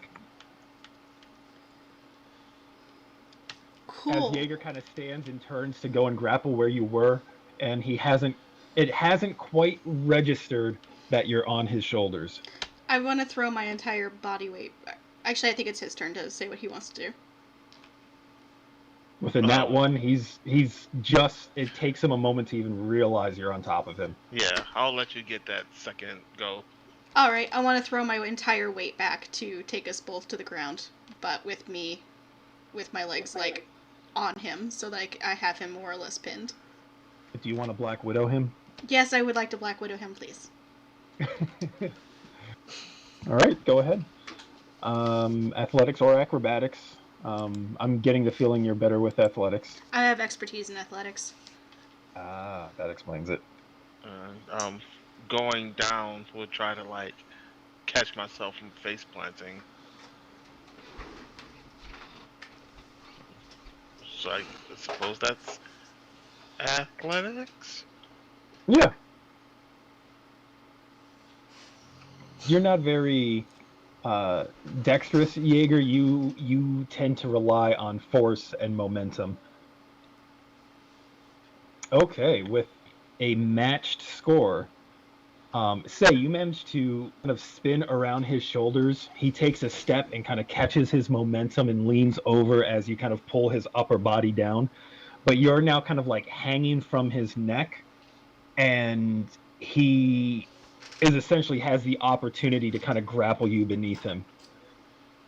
Screw that. He's gonna like try to dislodge her and toss her straight up into the air. So he's gonna try and grab you and toss you. Do it.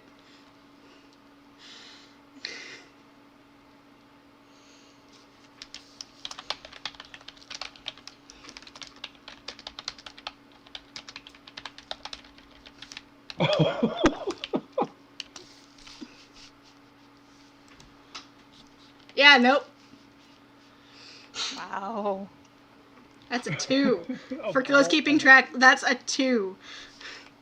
Of all the moments to have those roles reversed, Jaeger kind of grabs you, kind of swings you up to one side as you squirm, and then swings you to the other and up, and you lose your grip around his leg, and you go kind of like spinning into the air in time to see like one of the back doors open, and you hear your mom shout, "What is going on out here?" Great. Can I catch myself in a Black Widow fall, please? I'm gonna say this one's acrobatics. All right. And Jaeger's gonna try to complete his move, catch her, and slam her carefully, not exploding the ground, to the ground. Oof, 18. So you want to catch her like a dancer and kind of spin her around and press her to the ground? Like elegantly catch her and like face to the floor. Smush. like as if he were like tossing a what's that, a pizza pie, but then like catch her swing her around and kind of like where she would I have, feel like this might be acrobatics as well. where she might have face planted pretty hard. He at least lessened the damage by catching her and like. Yeah, I'm going to say that this is going to be acrobatics. At disadvantage? 18 and 16. Damn. So, right as Ilrine emerges and Fuck! expresses her surprised disappointment, say you kind of yelp and you start twisting, preparing to land to make a graceful landing. Jaeger actually plucks you out of the air and does a little spin with you, and actually does a weird dancer thing where he kind of like flips you around his body before he catches you again and plants you on the ground as you land in the Black Widow pose. So it looks like he just kind of like set you down, and it looks remarkably well rehearsed.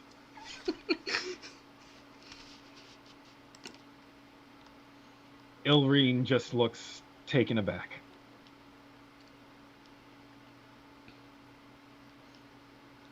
Am I pinned? He's kind of just like pressing you down against the ground. It's depends how you want to define pin. I'm gonna try and slip out of the grapple. I'm gonna give this one more shot. And with that, he's gonna try to like, no, you don't, and pin her. Okay. And can I try to get a sense, like read the room and try to like decipher Elvine's reaction? Go ahead, insight check. 29. You go to press her down, and she just like slips out of your reach, and you realize that you didn't quite dry your hands off, so that grease might have actually ended up helping her. You actually kind of lose your balance a little bit as you put a little too much force, and the world spins around you, and you kind of stagger.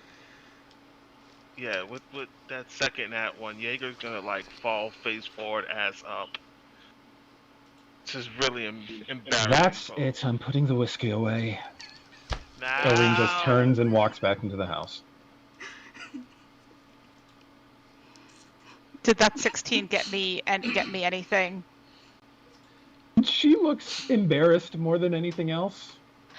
Can I have a wisdom save from Elvine, please? Oh no.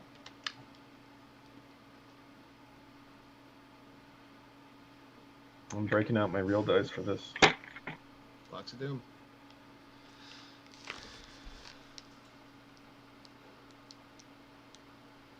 Oof, what are you doing? I am doing my channel divinity. DC 17.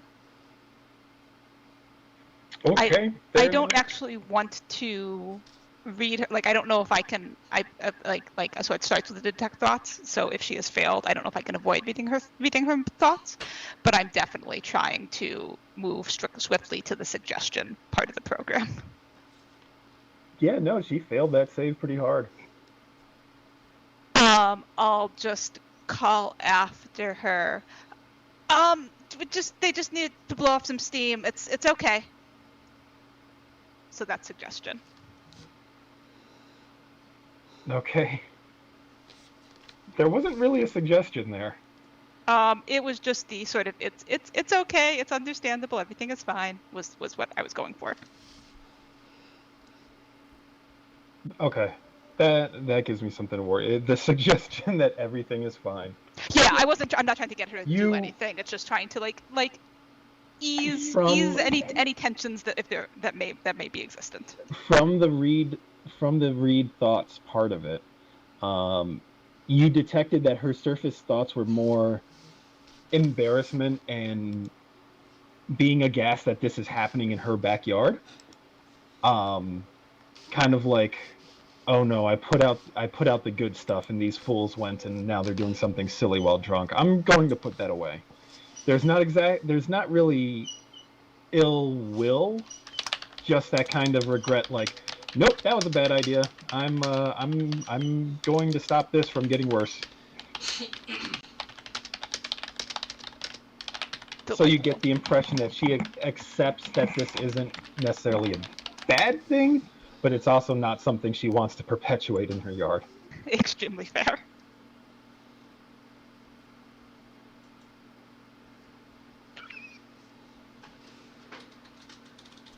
As for everyone else, as this is going on, Kadek has already cut up the meat. He's started serving everyone.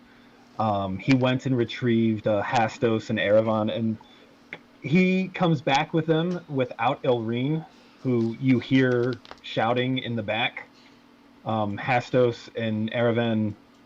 Hastos kind of looks towards the back before taking a seat, trusting his wife has everything under concern. But for everyone else, it seems like everyone is settling down for a nice dinner. This is nice. You got a table and everything.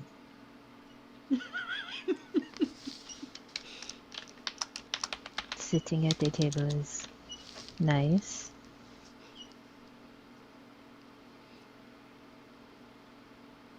as Ilrine storms into the room and picks up the bottle of dwarven whiskey, restoppers it, and moves to put it away. And she realizes just how much of it is gone.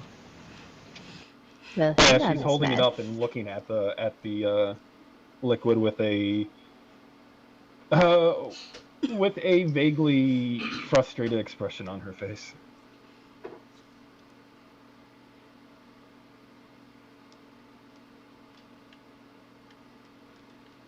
But yeah, she returns it. Say, Jaeger, Felix, Taliesin. The match is pretty much ended with Jaeger face planted into the ground, so Say has established her right to eat the roast. And you're able to return to a very good home-cooked meal at a very full table, surrounded by friends and family. And judging stares. Definitely from Ilrine. But everything's okay. Yeah, Say swaggers in She may like not this. find that reasonable. Say swaggers in like everything is fine.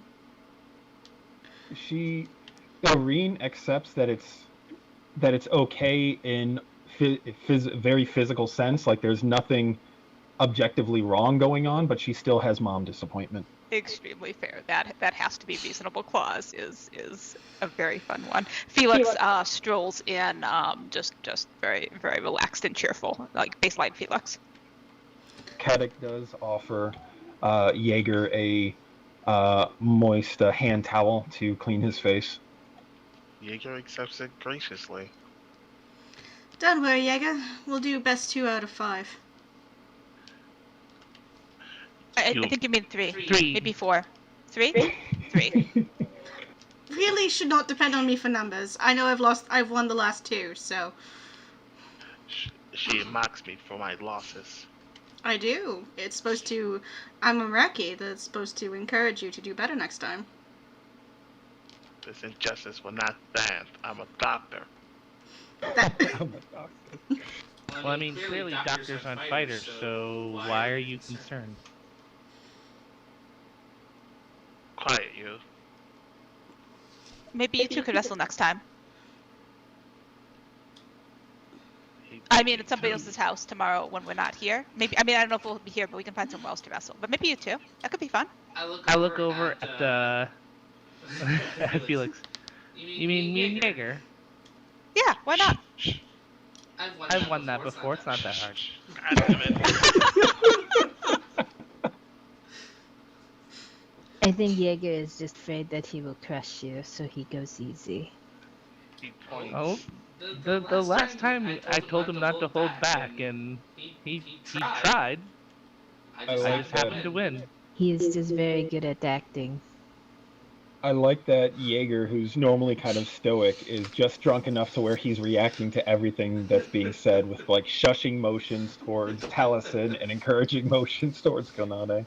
I like all of the adults at the table are just like, what? Hastos looks amused. Aravan looks confused. Ilrine looks vaguely disappointed. And Caddick just keeps to himself with a faint smile on his face. And No. I think officially Felix won this one because I was actually Felix's champion. So Not so agreeably. It's true. But it was your victory, but it was on behalf of me, so I didn't get crushed. So thanks for that, and thank you, Jaeger, for not crushing me, or my champion. That was really helpful from both of you, really. So thank you. And on that gracious note, we are going to call it for tonight, with the party enjoying a well-made dinner with, as mentioned, family and friends all around you. with that glass of dwarven whiskey that I've still got.